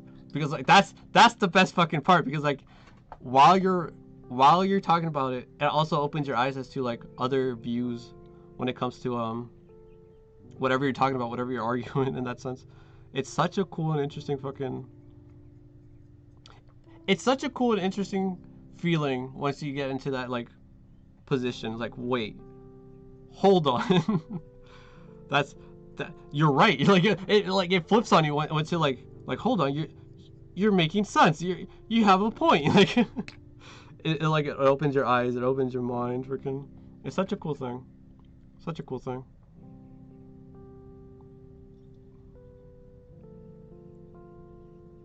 But yeah. And those type of like arguments and talks are like always like in the very, very late at night or early in the mornings. It'd be like 11, 12, 1, 2 in the morning, fucking at night and morning, you know, freaking just when everybody should be dead and asleep, but everybody's like delirious at of some degree. Those are always the best. Always the best. Fuck. It's always going off screen. But yeah, I was kind of just like watching that. I was like, man, that's fucking wild. But it's been a minute since I haven't been on like. It's been a minute since I've seen anything gory. Freaking, I haven't been on like chaotic in a minute. I know like. I don't think live leaks is a thing anymore, right? And then best gore kind of soft, retired. Like they still upload like a video a month or some shit like that, but like it's not like the same. It's not the same. But now recently, the only gore videos I've been watching are like in my EMT class, and then in my EMT book as well. But I don't know. Well, I guess I could show some stuff on my EMT book a little after stream, because there are some gnarly pictures in there. I remember we went over something called spina bifida. It's a really, really sad one, where as the baby is born, okay. I'm saying this because like we just covered babies and stuff, but like that one really stuck to me. Spina bifida. It's when the baby doesn't like fully like develop in the womb, I guess. Okay, the baby is fully developed, but the thing is that it's practically like this, as sad as it is. So like, how do I focus? Come on. Come on. I mentioned spina bifida because I was working on the spine right now, but it makes more sense if I show this without actually showing the picture yet. Or a picture or something. Actually, wrong way. Okay, what am I doing? Come on. Load. Okay, so you see, it's kind of hard to say actually. Oh no. Okay. So you see how the spine's right here, right? So for babies who are born with spina bifida, their vertebrae, their like spinal column, doesn't fully shut down here at the coccyx, and the ending of it, the ending where like it should be tucked into like the coccyx, where your tailbone is, where all the nerve endings and everything go into your tailbone, it doesn't go into the tailbone, so it kind of just like it doesn't fully shut, and it's just a blob of nerves right here at the very back of the baby's back. It's a really sad thing if you guys want to like look into it, but like it's such a like it's something I would never expect like to ever happen, you know, like until I took this class. Like it's eye-opening, but like with things like that, you kind of just have to like, you can't really do anything as an emergency first responder. You kind of just like have to take them to the doctor, like emergency room, and get them like immediate surgery. Like that's something like you do at the hospital, like right then and there, because it's not like fully developed inside their like coccyx and like fully lined up and everything. They lose the loss of their legs. They might have like loss of other sensations of their body and stuff like that. It's a really sad thing. But like that needs to be like tucked in, you know. As morbid as that sounds, it needs to be tucked in. Or as gruesome as that sounds, because it's not deadly. Well, actually, I don't even know. I would just, okay, for like emergency stuff, EMT stuff, we're kind of just told like, how do I say this? We're not really, okay, as an EMT, we're not really there to like fully treat them. Like, oh my god, let me snap your leg back together. Let me like put this and that on. Let me put these injections and that injections. Let me give you some morphine type of thing. Like, no, that's not what EMTs necessarily do. You know, like we're only like able to give off like 3 or 4 medications, or no, 8 medications. It's oxygen. Yes, oxygen's a medication. Activated charcoal for overdoses that are not that. But okay, I'll say this afterwards. Oxygen, activated charcoal, naloxone. Fuck. No. Okay. Hold on. Now it's gonna bug me. This is gonna bug me if I don't know my fucking medications I'm able to administer. Hold on. But yeah, scary stuff. Yeah, spina bifida is not like. Spina bifida is kind of depressing. But as an EMT, we're kind of just there to like. We're kind of just there to transport them and make sure they don't spiral. You know, we're not able to like really stabilize them. We're kind of just there to like make sure they remain stable. Because like, it's terminology, documentation, no. Human body. Where's medication from? Team care, lifting and moving. Where's medication? Okay, hold on. So, for instance, pharmacology. Here we go. Okay. I kind of gotta just flip the book. So I'm able to give out an EpiPen. That's another one. Naloxone. Nitroglycerin. Nitroglycerin is another one for like heart attacks and stuff like that. Or potential heart attacks. Oral glucose. Okay. Let me just. It's so bright. Fuck. But there's like a whole extra. Actually, let me see. Let me see if I could have it like under the. I know it's like a chart, but like it's like not easily like readable, legible. But I'll read off the medications I'm able to give, because like this shows you like the action, what the medication does, what are the indications or like the reason as to why you can administer it, the contraindications, there we go, stuff like as to why you can't give it to it, the route you give it to, so like whether it's the mouth, the inhalation, intramuscular, intraosseous, which like through the bone, adverse effects or like the side effects, interactions, how like it affects the body, adult dose, and then administration concerns. So the 8 medications that I'm able to give are, let me see, put this on my lap real quick. So it's like inhalers, Narcan, nitroglycerin, oral glucose, oxygen, and then I'm able to like assist with aspirin, ibuprofen, and acetaminophen. Those are like the 8 medications I'm able to like administer and help out with. But yeah, a lot of them, like other common ones like acetaminophen and ibuprofen, like those are big ones because like apparently people can like overdose on one of the 2 medications. And if you do have somebody overdosing, you give them activated charcoal. That's something else I'm able to like administer. Activated charcoal, kind of like for overdoses, like but for activated charcoal, there's a lot of things like you gotta like know before you give it to them, because like a lot of like medications and a lot of things people overdose and like try to off themselves with don't get helped or reverse the effects. Fuck, how do I say this?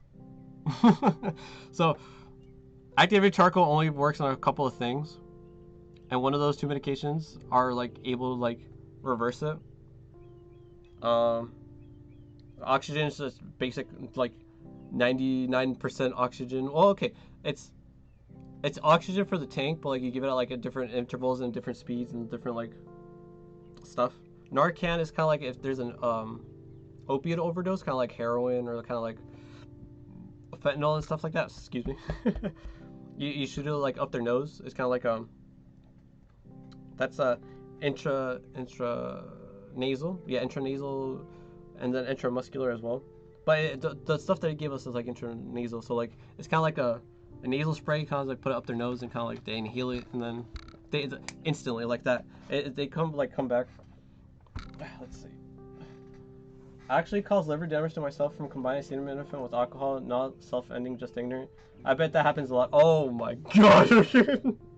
Oh, so Mouse Adam, come on. Especially with yesterday's stream. I'm sorry I'm laughing, but that kind of like caught me off guard. I wasn't expecting that, but yes, that's the big reason as to why you don't mix alcohol with medications, because like it like amplifies it, amplifies the excuse me, it amplifies the effects of the medication in the sense of like absorption. But that's from my understanding. Don't quote me on this. From my understanding, it helps with absorption. Same with some medications and grapefruit. Surprisingly, grapefruit like a big accelerant for like some medications. I knew that kind of from magic mushrooms. There's this thing called lemon teching. You kind of just like mix mushrooms, grind them up into like a fine powder, and then mix with citrus acid. And apparently that strengthens it. But that also happens from a bunch of medications like that, like elderly people have and use, which is really interesting. Really, which is like amplifies it as well. But yeah, oh yeah, I had Narcan needles kits from when I was hanging in those groups. Oh well. Okay, it's funny. I drink way too much, man. Oh man, hold on. You gotta keep an eye on what you're doing, man. But yeah, be aware of what you're up to. You know, be knowledgeable before you're not able to do anything. That's okay. That's another reason as to why I wanted to become an EMT. If case of anything goes wrong, if anything, whether it's like our car crash, a hiking accident, some friends try to do some crazy shit, to try and experiment with some harder stuff, you know, like if they fuck up somehow, I want to be there and be able to help them out. Hopefully I'm not in a situation where I'm also fucked up, you know, but yeah, just a whole bunch of shit like that. Like that's as to why like the main priority, one of the main priorities, you know, like be able to help the ones closest to me, and the moment like one of the most important moments, you know, like the first few minutes, the first 3 moments, kind of like be there for them in case of anything, because you never know, you just never know when it comes to like stuff like that. But ultimately what like actually kind of pushed me into like I want a job in the medical field, you know, that type of mentality was my uncle getting cancer, like throat cancer. That shit like it kind of like shocked the family, but like it didn't like, oh my god, like it started crumbling around us and everything. We started like getting like depressed. None of that really happened, because his daughter's like the head nurse of like a hospital, and her husband's like the head doctor of like 2 emergency room departments at 2 different hospitals. Or yeah, he's the head emergency room doctor in 2 different hospitals in the emergency department. But it's like that's why they were able to like catch it immediately. That's how they were able to like, well, not catch it, but like that's how they were able to like use their connections and able to treat it almost immediately and all this and that, like and stuff like that. It was really fucking cool. It was like, whoa, I want to look out for my parents too. Like let me become like something in the medical field, have some connections within a hospital or something, and then just in case of anything happens, let me help them out. And then with the emergency room, kind of like, oh well, if anything happens, like right then and there, let me do something, you know, freaking, let me help out. But yeah, it's really like first fuck. Like in Spanish, it's like primeros auxilios, you know, like first responders. But that's literally it though. I want to be able to like be there, like be there even before the paramedics and everything. Like, be there even before the ambulances show up. Like, oh, I've been helping him, turning him out. I've been like stabilizing his arm, or like I've been like helping him breathe and clearing his airway, doing some CPR, all this and that. Like, kind of be able to like have that knowledge and be able to use it for, in case of anything, for the people closest to me. You know, that's ultimately as to why I want to become like a part of the medical field, part of the EMT, first responders type of thing. The lore drop of Axe Mokuba. Yeah. But yeah, just pretty crazy stuff. Like, when all that came down, I was like in middle school. I was like, holy shit, what the fuck's going on? What's cancer? You know, fucking, because cancer was like a big talk back then. Like, and at least when I started realizing, you know, freaking, what, self-harming. What? I think I was like, I kind of just realized the message. Yeah, before they do any of that, you know, like, I guess, but before any of that stuff happens, be able to like help them before any of that like gets too severe, gets too serious. But what's it called? What was I saying? Fuck. Fuck, I forgot. I was just saying this just a second ago too. Okay. Lore of Axe Mokuba, and the reason as to why I want to get into the medical field, and as to why I went to the emergency route. I don't know. Do you guys say route? You guys say route. And then, shit, I forgot. Oh no. Oh man. Well, no, like, anything and everything can happen, you know. Oh, that's where I was trying to go, because I want to be there before like that paramedics and ambulance and all this and that. Sorry, I was correcting you. Post my keyboard was bugging. Now you're good. But like, you're fine. But it helps me kind of like that. Okay, that's another big thing about like conversations and like how deep and like into somebody gets into. Like, you gotta be able to like step back and listen, or you gotta be able to step back and retract like everything that's been going on. I kind of like stumbled on my words right then. Like, hold on, I kind of just blinked out. I'm trying to like reassess like what the conversation was just happening. But yeah, I want to like, what I was saying was that I want to be there before like the ambulances and stuff like that. Be there before the paramedics and EMTs. Be able to like tell them like, hey, I was able to like stabilize them here and there. Give them like, help them out with CPR. Be able to give them respirations and compressions and do all this and that. I was able to or use an AED to freaking restart and read their heartbeats and all this and that. And but yeah, it just be able to like do something before they arrive, you know. Be able to like get the jump in before the professionals are there. I want to be professional before the professionals, you know. Yeah, but same thing. Like, what if somebody gets like an emergency, not an emergency, gets a severe allergic reaction, you know, like what the fuck is it called? I just had it at the tip of my tongue too. Anaphylaxis. There you go. An anaphylactic shock. And then they start swelling up their airway breathing. They start like closing up, and then they're not able to administer their own EpiPen. You know, like, oh my god, like, where's the EpiPen? Are you like, I gotta like be able to like check if they're like actually having an emergency situation, be able to call 911 and then administer the EpiPen in case that one is not enough. You know, because apparently some anaphylactic reactions are so severe that like the EpiPen isn't able to like completely clear it, you know. So then after that, you have to have like be able to give them Benadryl. Like, Benadryl itself is a pill, you know, but there's apparently like dissolvable and powder forms of it, and like you're able to like mix it up in a bottle and kind of like help them drink it. They're not able to like breathe because like they're like as easily because of like, everything is just swelling up, you know, their airway, their larynx, their their face structures, their tongue is kind of like blocking everything. Their cheeks, their face. It's just a bad time.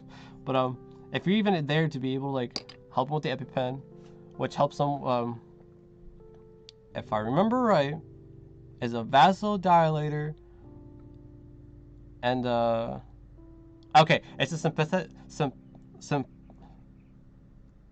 fuck. Okay, hold on. Sympathomimetic. That's the type of medication that an EpiPen is. It's a sympathomimetic. It's supposed to activate your fight and flight system, which is a big thing, right? A big thing like with survival. Like, oh my god, like I just broke a leg. You get like a whole bunch of adrenaline, all this and that. Yeah, then you're able to survive the wildness and the shitty situation you're in. You know, that's your body's like fight or flight type of thing. Like, oh, we gotta fight on, and then here's a huge fat dose of concentrated adrenaline. Survive. You know, that's your body's response with the sympathetic nervous system, which is like kind of your body's, again, like your fight and flight, and then that's what an EpiPen is supposed to mimic, your fight or flight response. And that's why a lot of people who get like hit with the EpiPen, they get like anxious, they get like trembly. It's just a bunch of like adrenaline coursing through their body and coursing through their body in response and assistance of them trying to survive.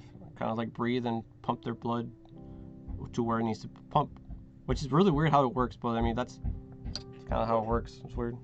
I wish I knew like a little more as to like how to explain it, but like fucking a better way to explain it. I could probably pull out my notes or something. That's a very noble man. Yeah, thank you. But yeah, but I do have a couple of friends who like epileptic. If he misses his medication, he gets like seizures, and I got another friend who's like basically allergic to everything. He's allergic to like beef and pork. He's allergic to peanuts. He's allergic to like, not necessarily allergic to grass, but he's allergic to pollen. No. Again, it's freaking words.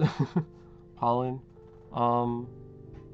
But yeah, I mean, he has an EpiPen, but he's like, it's expired. And the other friend's like, yeah, if I miss my medication, I get like,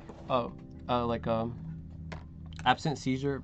Absent seizures are like, okay, there's many types of seizures, not just like the super trembly ones, but like there's an absent seizure. There's like, or they're like, they're having a seizure, they kind of drift off, and they come back. But like, it's really interesting stuff. There's like, how do I say it? Because like, with like gory fight videos and stuff like that, you see somebody get like hit in the head hard enough, they like somebody gets knocked out. That's literally a concussion. If somebody gets knocked out like in a fight or like in a boxing event or like any sort of sports, that's straight up a concussion, because like the brain has hit like inside of the base of your skull, which causes you to knock out. So that's straight up a concussion. But some concussions, they like, you see somebody get hit, right? So how do I explain this better? Okay, let me pull out my trusty assistant. Fucking. Okay. I've taken a picture of him before and posted on the threads, but okay, right, I'm a little anatomical man. So yeah, so let's see. He's imagine his hands are balled up in a fist. He's in a fight. He's and his leg pops out. Okay, cool. He loses his leg in the fight. No. Okay, so he's in a fight, right? So you punch him. You punch him in the head. His head goes back. The brain hits the back of the skull, right? He falls. Then he falls down. His head hits the back of the canvas and the back of the concrete floor, the back of wherever he's fighting in, and then that's the second hit, right? That's when they start like contortioning and spazzing out, and their body, you see their body like getting all stiff. Their like arms, like sometimes their arms are like super close to their body, and then it starts stiffening. Or the last pose they were in, kind of like with their fists up, they kind of like start seizuring like that. Those are like all of those type of seizures, and like it's really fucking insane how much you could tell from the way they're seizing, because like especially in and a fight, kind of like because that's straight up brain damage. It's not just like a seizure. That's straight up seizure, brain damage caused seizure. Well, those are those are emergency like number one almost, because those are like the worst things like that could ever happen, because like that they could straight up die from something like that, you know, like they're fuck. I'll post a thing on Twitter. I'll have my notes. I'll post something a little summary of like what could be on Twitter. Okay, I'll post. I'll do that. Okay. Seizures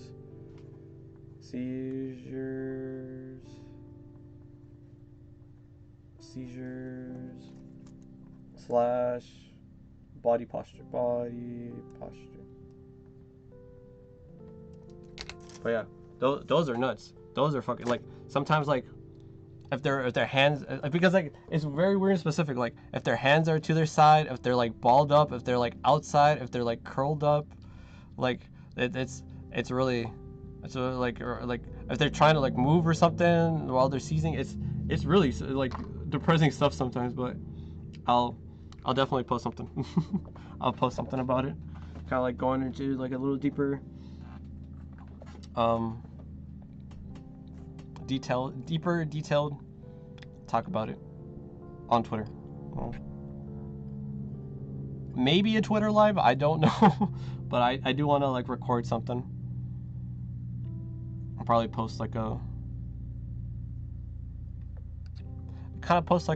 medical picture.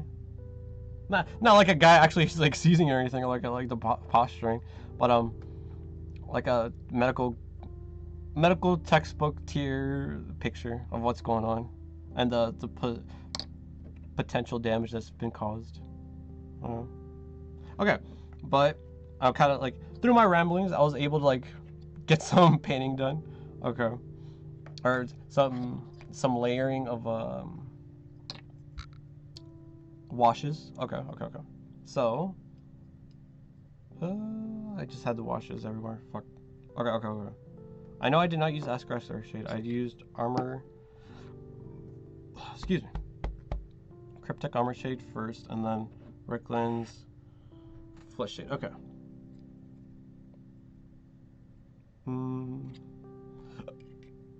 Okay, so these guys were the muddy ones, if I remember right. Cryptic armor shade gloss. Yeah. So this guy's the base paint guy. You can kind of see like how like let me see. Actually, I'll put the base guy and then the washed guy on the bottom. Okay, as you can see here, he's pretty like much shinier and everything. He's kind of like a bronze type of color. Oh, or brass, like a brass color, kind of like a trumpet or something. And this guy over here is kind of like really dark and muddy, kind of like rusty colored, kind of like really like, I don't know, like it's really tacked onto him, you know, like he's really dark too. And that's the Cryptic Earth shade. No, Cryptic Armor Shade Gloss. There you go. Compared to like the base color one. And then if I switch it out for the one I just painted or washed with the Reichland Flesh shade, it's kind of more subdued. It's not as like, it's more subtle, I'd say. Come on, focus again. There we go. It's like really fucking subtle. You can barely even tell. No, this one's better actually. Hold on, I gotta get probably another layer on that one. But this is more like a classic rust, where it's not like muddied look. Come on. Come on. There we go. Okay. Shit, I can't reach. No, he flipped. Okay, that's fine. As long as it's in focus. There we go. Okay, perfect. So yeah, these are like pennies. These look like pennies. It's like, oh no, this one. This one looks like pennies. It's not that rusted. It's not that dark. It's like a nice little copper, which is like very subtle compared to like this one over here, looking like a trumpet. But it's like really subtle. But compared to like the other guy, fucking, it's like really fucking different. Come on, just focus. Focus.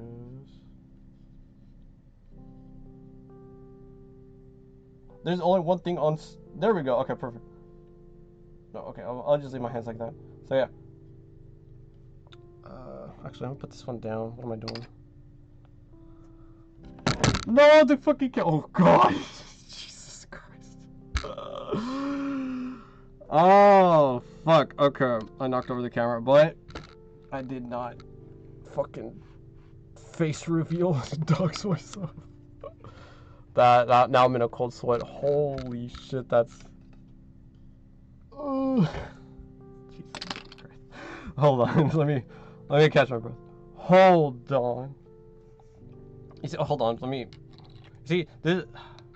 If I can't, just give me 1 second. Will this work? What is it showing?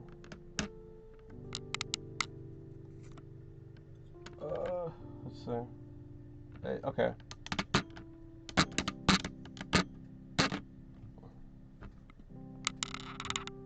So I'm over here. I'm sitting right here, right? I'm looking right at my desk, kind of like see what the camera's showing, and I kind of like pushed it too. I pushed my hands too close to the camera.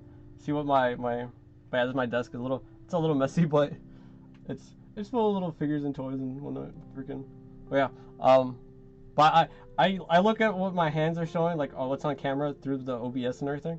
So it's kind of like I'm not looking forward at the camera because like I'm not supposed to, you know, like I'm just trying to show my hands. But let's see. But then I accidentally just I went too close to the camera and bumped the camera, only for it to like slide a little off the desk. But it's a little nerve-wracking.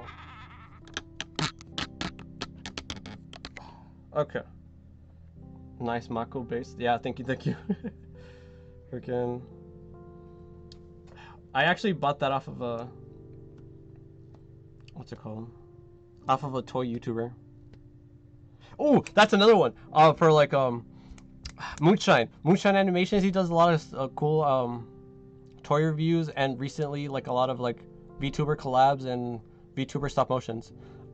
That's another big stop motion animator that's like big on YouTube right now. But I bought that off of him actually, off his eBay, because every so often he has like eBay listings and stuff like that for like figures. Yeah, the phase one. Yeah. He also did like a couple of indies and stuff like that. Like he's cracked. Hell yeah, he's fucking cracked. I really liked his like his collab he did with a couple other streamers, where they like bake cakes. It's really fun, really funny one. It's like what is like one of his only 2 live streams that he has on. One of his only 2 live streams that he's saved onto the channel, because he's done other live streams where he's like kind of just fucking around with like materials and stuff, but he doesn't like archive them. It's weird. I should have, you know, fucking I really need to figure out how to do like sound post and what's it called? I need to figure out how to do sound posts and archive like how to archive non-archiving VODs. I figure all that stuff out. Fuck. But yeah, I know the PCG talks about it like a lot, but like I gotta read the archives and figure out how to do it. But yeah, for the Mako freaking. Let's see. I saw one YouTuber review it, Jobby the Hong, and then I saw Moonshine have this as a listing. It's like, oh well, she's really cute. She's like anime accurate, practically, like the face and everything. Like it's like a lot of like Figmas and stuff. Like they don't like. There's always something off. But like Mako's actually like perfectly rounded head and everything. It's funny. But her neck is pretty long too. It's pretty funny looking. But yeah, just Moonshine's cracked. Moonshine's cool. But I found out his channel because like one of my favorite movies are like Indiana Jones. And then I saw that apparently there was like an Indiana Jones collab with the Muppets. So there's a Muppet Indiana Jones, like a Kermit Indiana Jones. There's a Kermit looking Indiana Jones, which is pretty funny. But yeah. And then but yeah. So we have the Recline Flesh Shade, which is really subtle, and then we have the Cryptic Armor Shade Gloss, which is really like muddy. Oh, there we go. Okay. And then I'm looking at my PC again. There we go. So yeah, this is the what's it called? Recline Flesh Shade, which is the subtle one, and this one's the muddy one with the Cryptic Armor Shade. But I'm really liking the subtle one. So I'm gonna do this last one as the subtle with the Recline Flesh Shade. There we go. Okay. But the problem was that this guy's thigh was exposed, so I gotta paint his thigh and then afterwards add the shade. So shake up the paint a bit, go like a little glob, like the tiniest fucking thing, because it's just a tiny fucking area.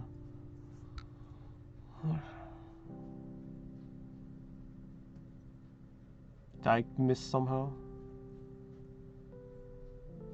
You know, I'm gonna just glob it on thick. I don't care. Fucking tiny area. No, nobody's gonna know. Nobody's gonna know.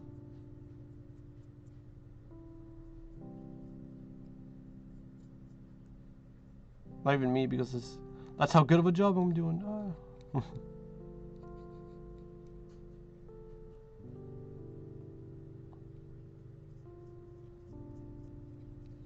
Let's see.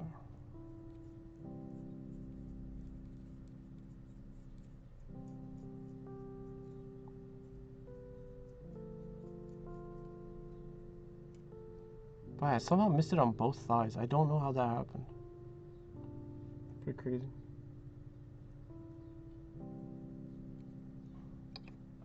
Just a little more. Little dab. Little dab. There we go.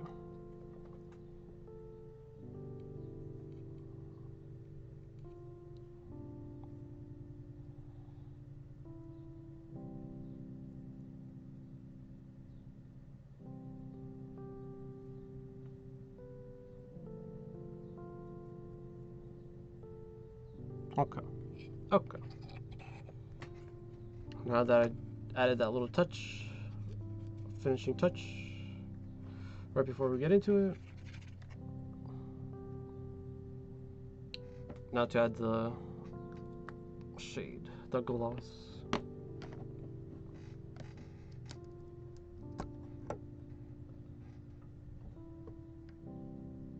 The wash. Let's see.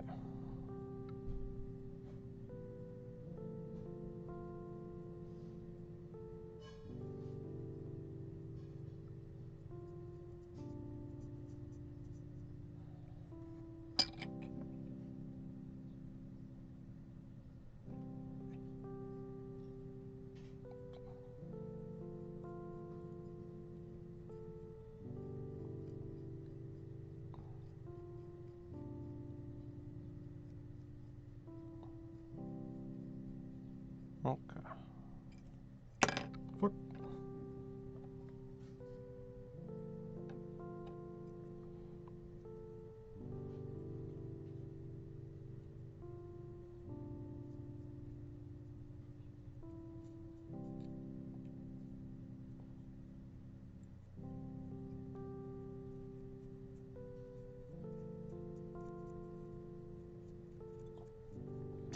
Man, I just realized, where are my manners? You guys asked me how I was doing. I kind of like said what I was doing, but I never asked you guys. How have you guys been doing?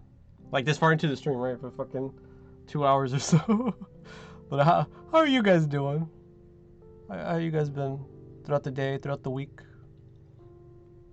Any plans? Anything going on? On or off stream? On or away stream? Any cool stuff you guys seen? Any cool stuff you guys done?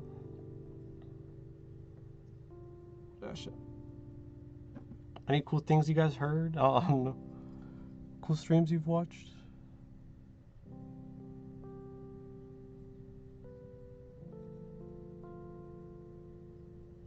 What's new with you guys?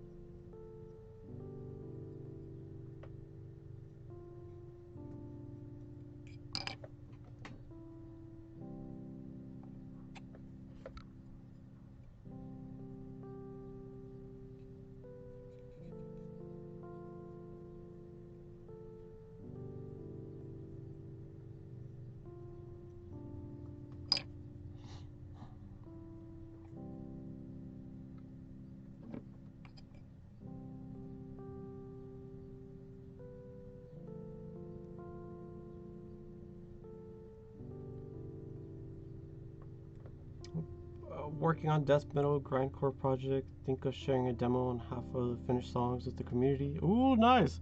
Oh yeah, dude. Currently drawing. The week has been pretty chill so far. Waiting for classes are back. Looking forward to project. Eyes emoji. Yeah, I know, right? But yeah, that's pretty sick of you guys. Freaking. Oh yeah, Masana, you've mentioned it before. Freaking. Just yesterday on stream, you're like, oh yeah, you've been working on some music and stuff. Pretty cool stuff, man. Freaking. You weren't trying to reveal anything, but I got you, got you to reveal it here on stream.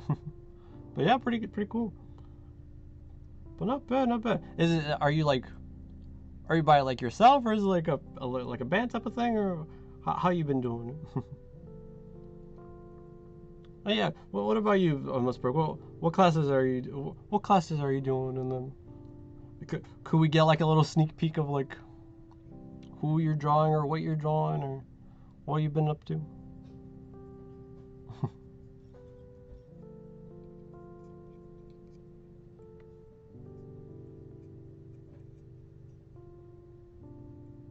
Oh no, that's not what I had to keep secret. Oh, okay. Dang, I was so close then. Dang. But yeah, I realized you were saying that you did have a top secret secret little project, but I guess I didn't reveal it here. Close one. Pretty cool though. Can't wait for the grindcore stuff and the secret project. But yeah, you man, ever since I figured out and find out you're the Urka background guy, like holy shit. that blew my mind. Really cool stuff.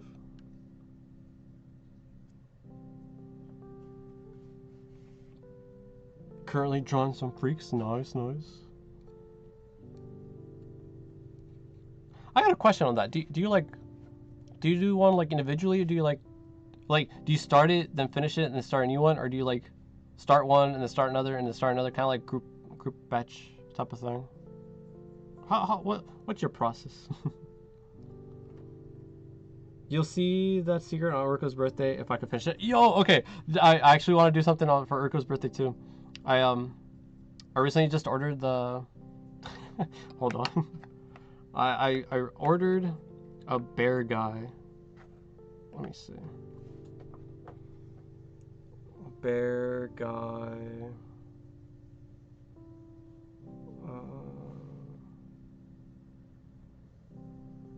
Bear guy model kit. This one. No wait, not the Hawaiian one. What the fuck? I didn't even know there was a Hawaiian. What the fuck? Hold on. There, this one. I got this one.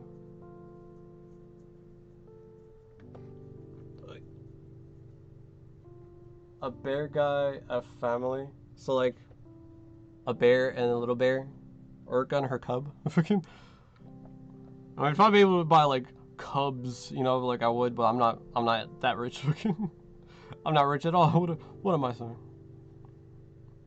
But yeah, freaking. But yeah, that's kind of what I want to like buy and like do. But it's pretty kind of like like a little bear. Like on stream too. Like I want to like buy. I don't know if this I could probably like do like a Calidor blue, kind of like mix it. Excuse me. Let me drink some water. Hold on.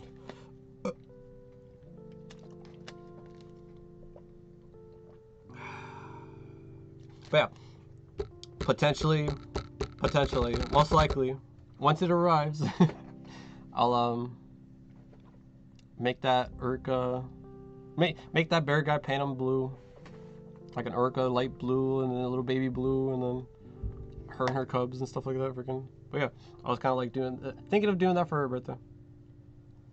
Pretty cool stuff. I have a big ass canvas where I sketch a bunch of stuff, but it's a pretty slow process. Oh yeah, like the whole like magma stuff. You were talking about that earlier too, like on Twitter. Freaking. Well, I'm really inspired. I make a complete piece. Ooh, okay. So you doodle and then you get the feel for it, and then you do like a nice good piece. But yeah, ooh, cute model. I know. Man, I was always thinking of like buying one, kind of like just for myself, for like a good while now, a good while. I just never did, and then, well now Urka's birthday coming up, but rather than doing like a little like, oh happy birthday message, like pull up a picture or something, kind of like make something, you know, like get to get kind of my name out, you know, name out there. But yeah, it's just really cool stuff. I love how Must has become an artist who integrates people into the freaks. Honestly, like the whole like. Your art style like really captivates like people's attention. It's such a cool art style, like really cool, freaking. But I don't know how to describe your art style. Like, correct me if I'm wrong, but the best way I could describe it as is kind of like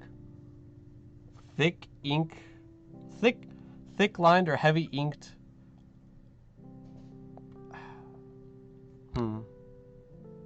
Yeah, just thick inked line art, I guess. Art out, or like it's kind of like graffiti art too, because I saw like how you were doing like the. I remember seeing your post about like doing Bay's Hako's Bales, her name, and like in a like, kind of like a graffiti type of thing, and somebody else's name too, but I forgot theirs. But the one that stuck with me was Bay's, because like it was like in red and blue and yellow because of the cheese and stuff like that. Because like it stuck out with me more because like you don't do colors that often. That's something I noticed too. So, my style is graffiti. Yeah. Okay, cool.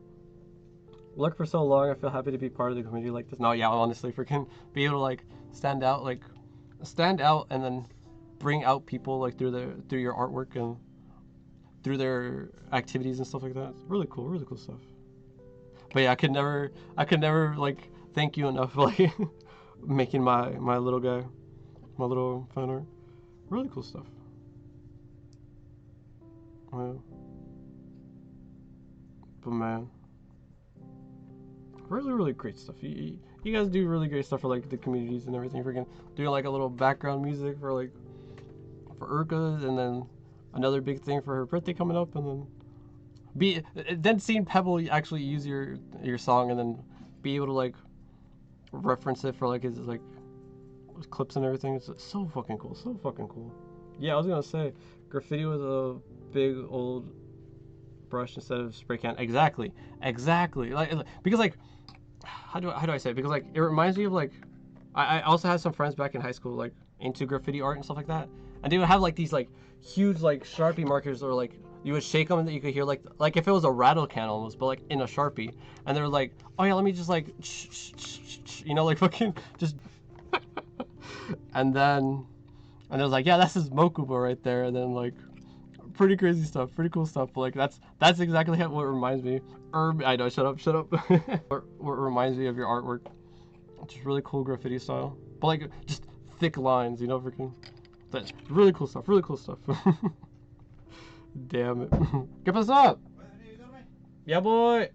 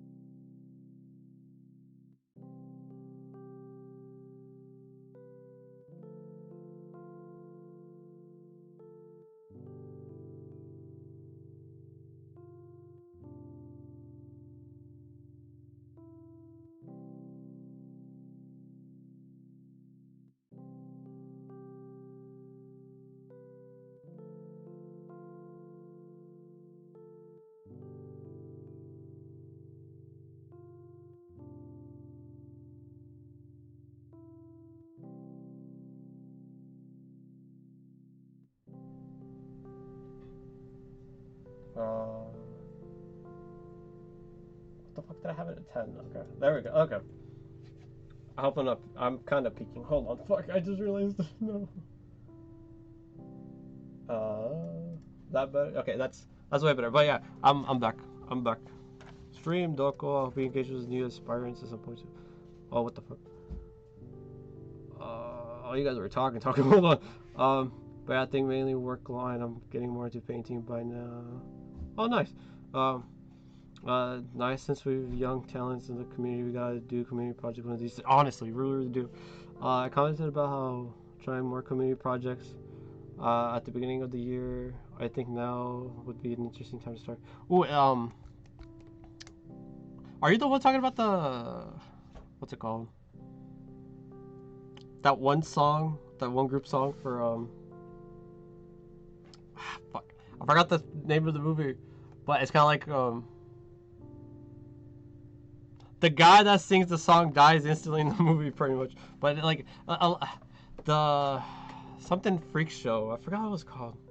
I've seen it once, but like that was like a couple years back. It's like a cult classic. Damn, I forgot what it's called. And then comment about the Mer Community Project after all the beats. I started the idea for the. Oh no, that was you. Okay. Oh, that was you. Okay, the Rocky Horror Freak Show. That's the one. Rocky Horror parody songs to the. And been collecting all the lyrics people have been posted. At least that's in the work. For real, that's what sounds really cool. I need help with the visual side of things. At the point, I'm willing to help.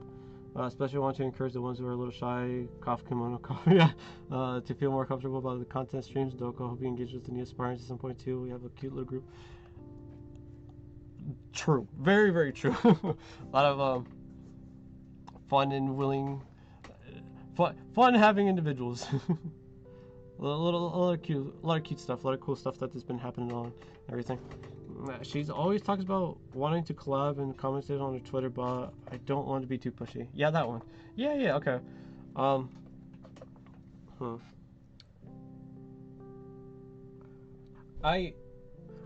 don't I don't know how to reach out to people. That's a big thing, especially being like a month-old aspiring baby, VTuber baby. You know, fucking. I gotta figure that out. I have talked. Oh yeah, okay. That's the thing I wanted to talk about yesterday, but I forgot the guy's name. Okay, so yesterday, well, over time I've been kind of talking about like, oh, like I kind of want to play with Zeph, and then what the fuck? Hold on. I think my dad's calling me again. Just, god damn it.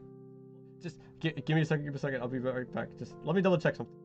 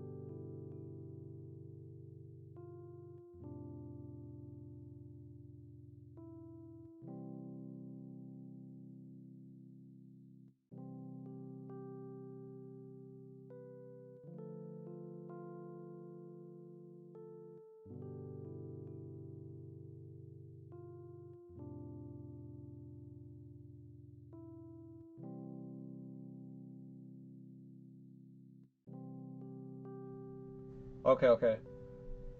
It seems like I'm back now.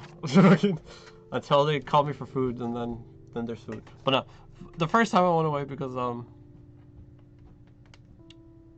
my dad needed some help in the garage with like handyman work and stuff like that, and then right now my dad like whistled, and kind of like it's kind of like a childhood thing, you know, like my dad whistles and we all come learning, and then kind of like whistled and like, well shit, he whistled, but this time was for the dog, so I got fucking baited. But yeah. But yeah, I've been doing this since October before last, and I still feel nervous reaching out. Only ever collab with friends so far. Now my dogs are broken. Fucking goddamn it. Except one time. The project sounds ambitious and a little patience. It does seem like a big headache. I still need to listen to your stuff more. No, honestly, but yeah, it's just like I know we're all starting. We're all kind of like just like beginners on everything, you know. But like, we're all like really like, for the most part. Okay, because I'm not like, since I'm still beginner, I didn't really get much like insight or do much research on aspiring VTubers, the Aspies and everything. I kind of saw it, I was like, you know what, I kind of want to do it. I stayed there for like 2-3 weeks and like what's the necessary things, and then I jumped into it. but not for the most part. From the people I've seen and interacted with, and over on Discord and on streams and the stream chats and everything, they seem pretty introverted. You know, they stick to their own lane. But that's what like kind of freaks me out a little more too. Oh, okay, not necessarily because like Sukadri, the scissors guy, he's been kind of like trying to reach out to people, kind of do the Jackbox thing, and then it doesn't happen anymore for some reason. I don't know. I hope it happens again sometime. I'll probably reach out to him, kind of like, hey, so do a Jackbox. I want to join in this time. make some connections, and then, but yeah, and then kind of like jumping in chats and like. Those have been fun too. Like yesterday, I saw the citrus themed VTuber. She's a choco, and she has like this really cool, really ambitious like design with like lots of like bright greens and bright. Gonna get food, beer, but yeah, go for it. I might get some in a bit too, but yeah, a lot of cool VTubers here and there, and just I want to reach out and do more. But yeah. A lot of things were like, and then just mouse out on freaking. You came out of nowhere, like, what's going on here? And then like, you're pretty cool. You're pretty cool. Like, we gotta do something someday. Yeah. But there's me, who's a total extrovert, and circumstances right. No, okay, that's the thing, right? I'm the same way, but like, there's introverted, extroverted, and then ambivert. So like, introverts like they stick to themselves. They don't want to do anything. Extrovert, they do anything and everything with everyone, you know. And then ambivert, it depends on the mood. that's exactly how I am. It depends on the mood. Freaking, with how I am as well. Freaking, but yeah, if everything's cool, I'm extroverted. I'm annoying. I'm loud and annoying. Freaking, yeah. If the mood's right, I'm loud and annoying. If the mood's whatever, I'm kind of just to myself. that's kind of like base me, like, you know, just baseline me, kind of just like low, kind of like laid back, kind of just to myself. But no, that's it, right? Ambivert, yeah. Like you adjust to your surroundings, kind of like the vibe of the room and the party or whatever the fuck, the environment you're in, el ambiente. But that's what I come to learn to understand it's called. Does that make sense? Yeah, fuck. Oh yeah. But yeah, freaking. That's basically it. But yeah, I'm the exact same way. I don't know how like to start something. You know, that's the hardest part. How do you like take that first step and then talk to someone? I mean, that's the other big thing. Like, we took the first step and then now we're here. You know, like fucking basically fucking VTubers, I guess. Crazy stuff. Well, no, we took that step. Why can't we take more? You know, that's at least how I see it. Like, I want to do more. I wanted to see more. I want to do more. I don't know. But yeah, that's what I've been thinking about for a minute too. I don't know. But I got this last guy looking pretty rusty, but not muddy rusty, but like a good detailed rusty. But yeah.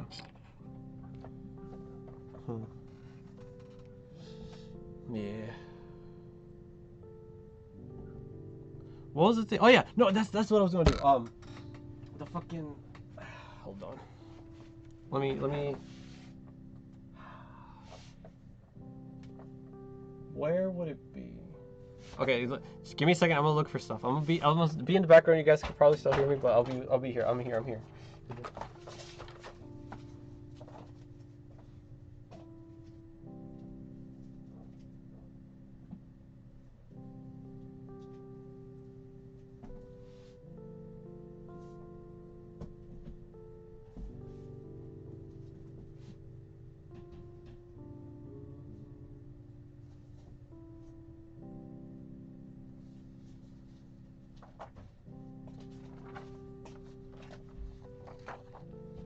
I just fucking realized. No, I should have checked for my name. Ah, god damn it. Oh, I'm fucking stupid. Hold on. Let's see. How do I?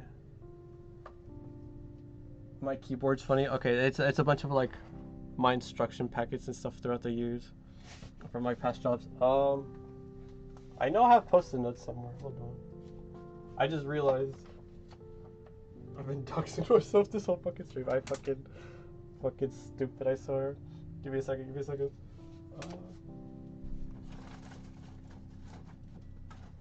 Here we are. Okay.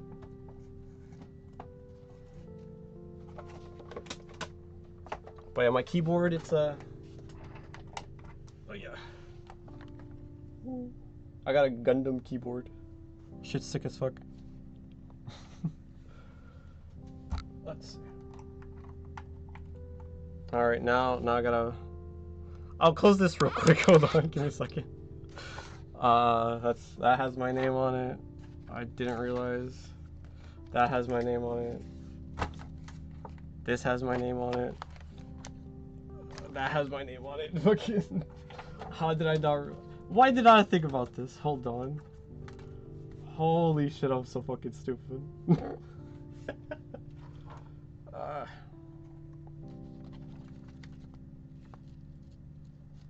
That doesn't have my name on it. That has my name on it. That one I could peel off. Hold on.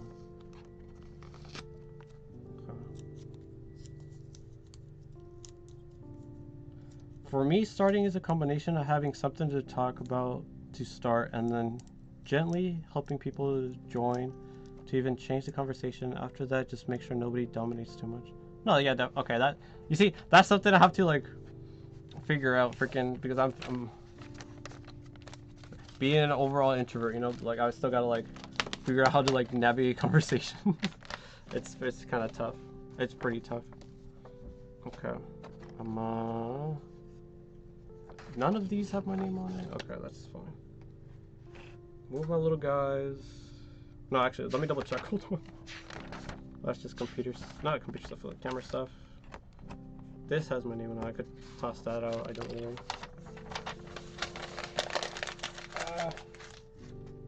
Okay. And then, yeah, boy, let me want that. My mom's calling me for food now. Freaking. Let's see. Posting out this.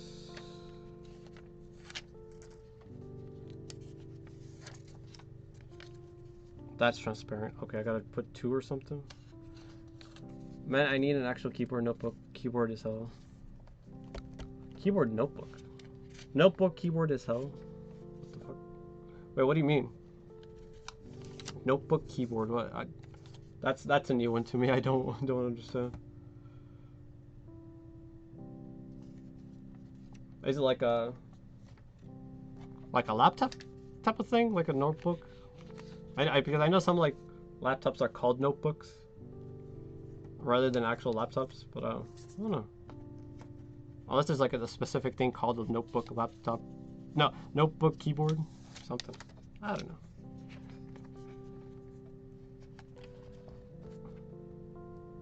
Wait, actually, that shows that full-on address. I'm so fucking still. Hold on, fucking. Ah, goddamn. My past work. Okay. Well, laptop keyboard. Oh, that's what you meant. Okay, yeah. That's kind of what I ultimately figured, but I didn't know. I just didn't know. a notebook. Wow, this was a pretty rough stream for fucking name dropping and then showing addresses. Ooh. Okay. Okay, and then this doesn't have any of that, so actually hold on. Nah, this one doesn't. Okay. Right. Yeah, this one. Okay. And then this one I don't even need to show that part. Okay. And then I think we're solid. Okay, just give me a second. My mom did call me. Just but yeah, just I'll show some stuff.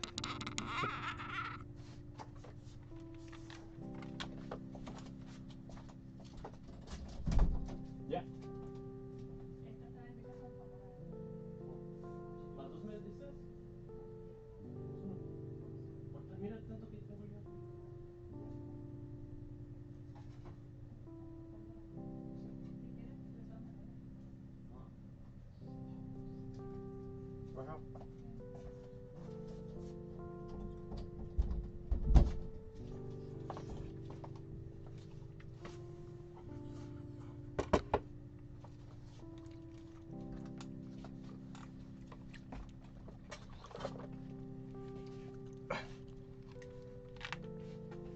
What's on my table is basically my resume.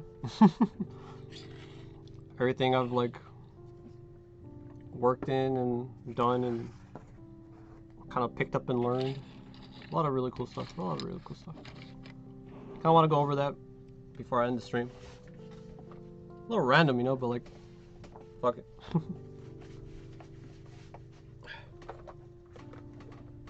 Let's see.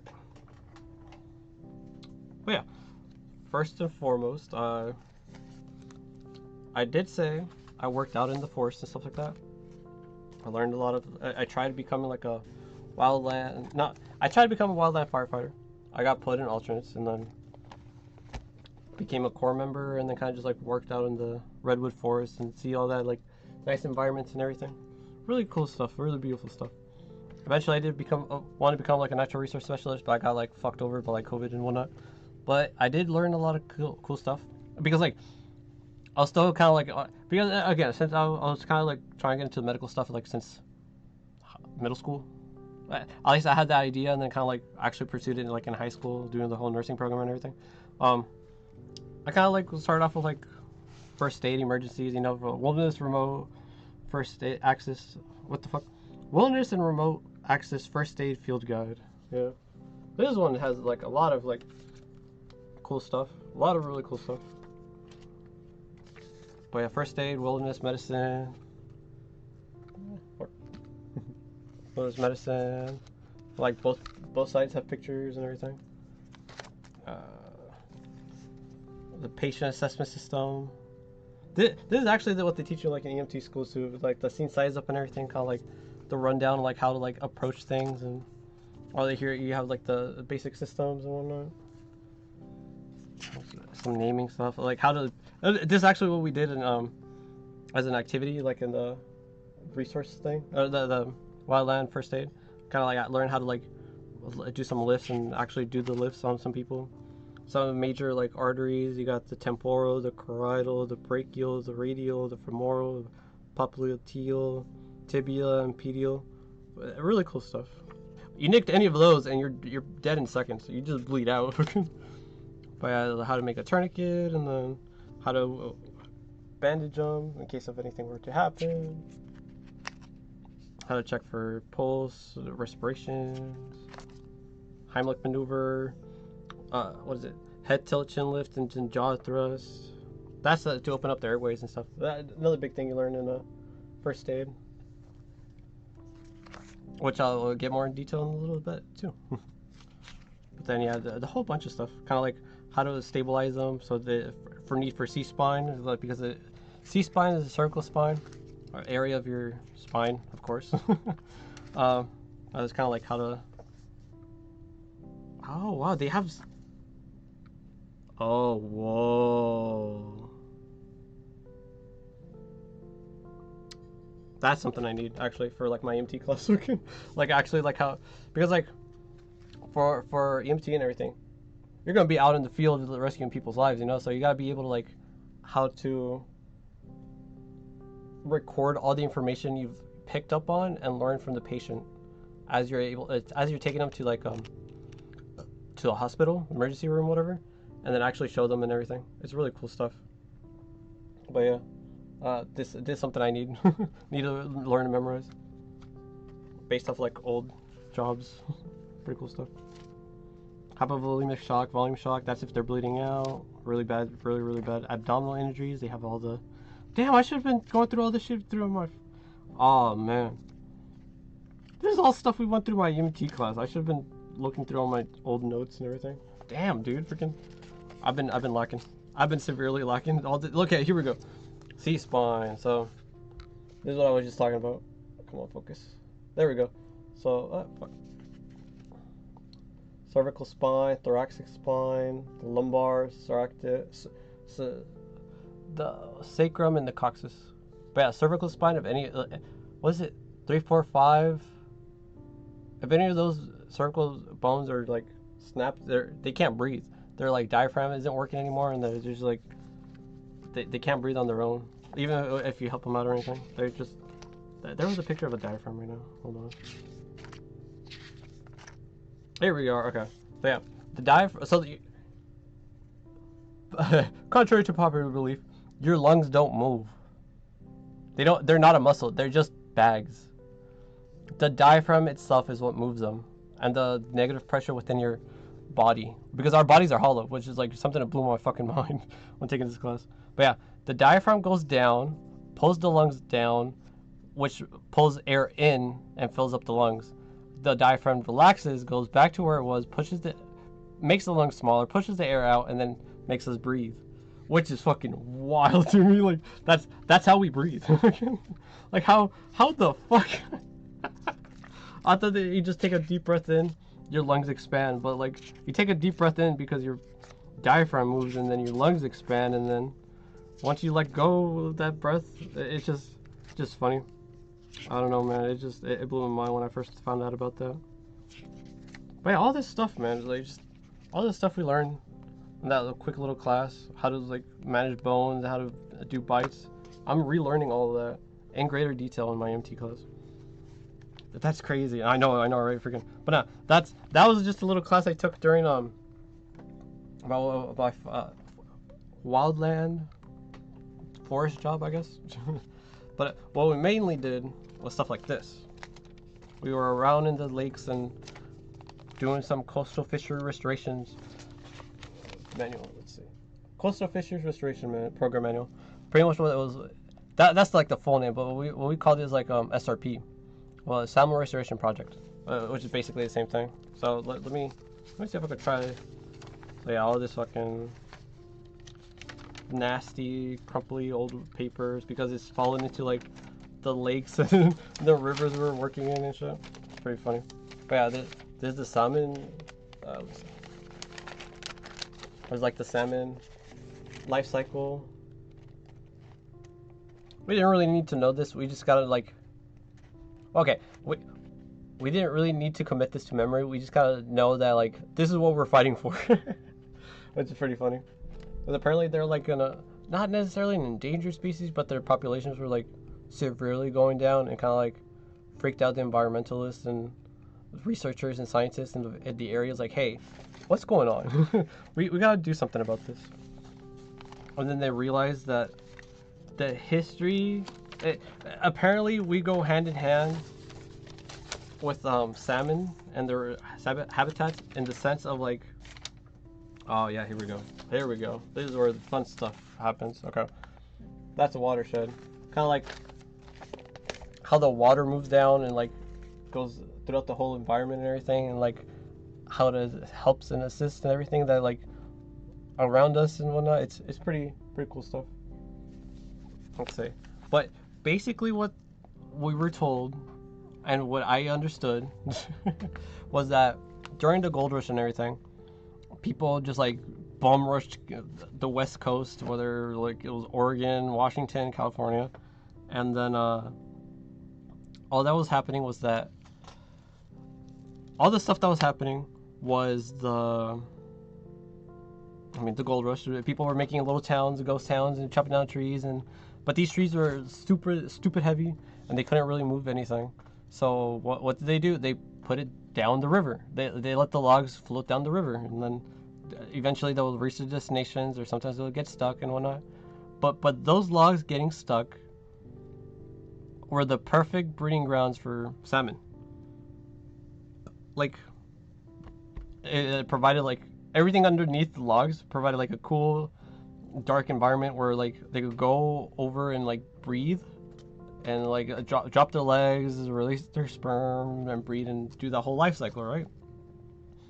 But apparently, like as time went on, and people were like, "Hey, this is technically pollution. We should like clean up the rivers. We should like remove all these logs from the way." And then eventually, after people started realizing, like after that happened, people were realizing, like, wait, where are the salmon populations going down? And then what the fuck? What's going on? Why are there not as many of them as before? And then they realized, like, oh no, they eventually made the connection, like, wait, the salmon population started going down after we started taking down the logs from the rivers, and then I was like, oh, let's put them back, like in a more controlled setting. So that's exactly what we did with the salmon restoration project. And then so we started putting these two lines, these parallel lines over there, well, that's the river. These two right here, that's the river itself, everything in between.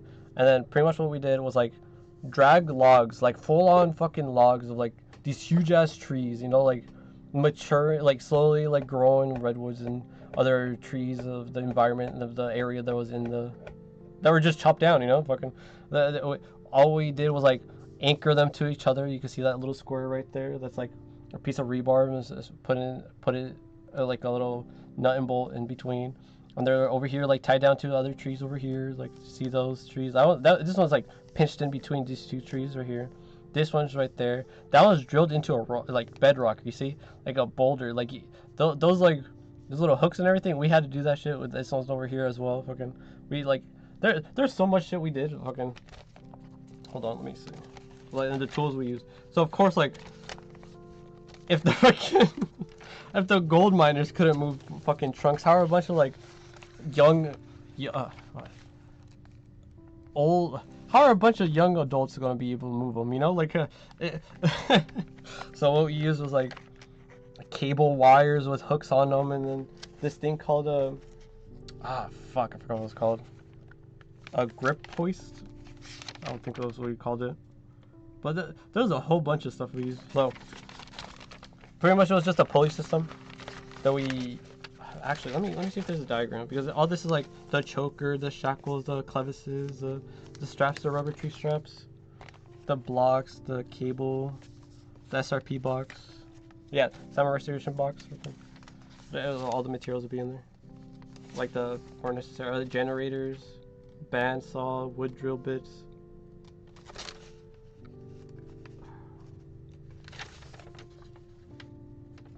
Hooks and everything, freaking. Yeah, look at this. Even the stuff you like dig into logs and everything, freaking. And drill bits, like drill through the trees and the logs, and a whole bunch of stuff to like move trees and everything. Log carriers, shit was nuts what we were doing. And looking back on it, I was like, I don't know how the fuck I did that. Like chainsaws and yeah, all this stuff too. This shit was the hardest part, dealing with the fucking cables. Yeah, cable to wire ropes. Just these like thick pieces of fucking cables. And then like thick pieces of rebar too. It's like we had to cut them and everything. Jesus Christ, I don't know how the fuck we did. This was the worst. Creating mollies was the fucking worst, because like since they're already like tight wires, we had to like compress them slowly, like actually like make them fit and like make them like actually work and everything. Oh my god, it was the worst. Yeah, so that's it looks all cheesy, all stupid looking, all the little diagram. But yeah, pretty much what would happen, we had the hooks be able to move the logs, have this whole like pulley system onto gripped onto like a tree, and then it'll be pulling the ropes, then pulling the ropes into the rivers. Freaking, let's see if there's a diagram as to how to do it. Yeah. But choker setting, well, I mean, you would choke the tree and drag it around and everything. I'm really sick that you still have all this. I don't know, dude. I live for stuff like this, kind of like instruction manuals. Like, I might not even need anymore, but the stuff like I kind of like go back and like reread and stuff like that from time to time. Like, oh man, that was my life at one point. But yeah, so these were the easiest single block ones. So you tie like one cable around the tree, so I could like be able to hold on to something. You put the little piece of like rubber on there so it doesn't like cut into the tree and kill the tree, because like if you go too far deep into the bark, you start hitting like the green live stuff, and that's what like the veins and everything of the tree. Technically, that's the way they explain it to us. But yeah, and you put all these cable. But yeah, you put the pulley box. I don't remember what it was called, but the grip box right there connected to the pulley system, and then be able to like you pull the tension onto it. It'll drag in this piece of wire right there back into it. It'll be pulling on the log, and then the more complicated ones for even heavier ones with a double one. These are a bitch to do. You gotta get two bells and then two systems, two setups. It just pull on one log. Come on now. But yeah. This was just part of the manual. We never did shit like that with the triple tree. Fucking that's nuts. Seems horrible. Oh, grip hoist. Okay, so yeah, it is like a grip box. So yeah, pretty much like the breakdown of it all. The main component of the whole like system. Yeah, and then here's the breakdown of how to set it up as well. Yeah. Yeah. Pretty cool stuff. Pretty cool stuff. I really did this shit at one point in time. But yeah, and they also gave us like the. Let me see where I could put this down. Going through memory lane.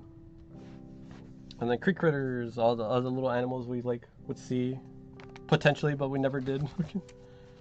A lot of cool stuff. Okay, there's one thing we did see a lot of, and we did some stupid shit too with them. I mean, I shouldn't say that, you know, but like because we would never harm the animals.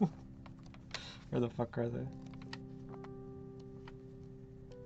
But yeah, it kind of just shows like a whole bunch of like stuff. We would see a lot of dragonflies, that's for sure. A lot of dragonflies and big stuff like that, or like bugs, mainly bugs. Never any like full-on fishes. Here's a damselfly.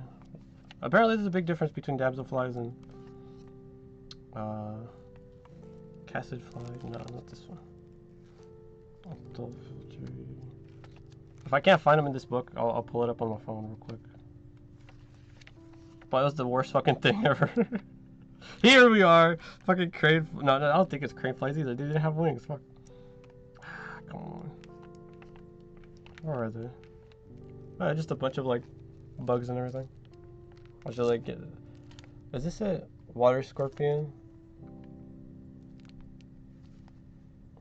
I think these were the freaking. Hold on, let me put a common water strider. Here we go. This is the one, the common water strider.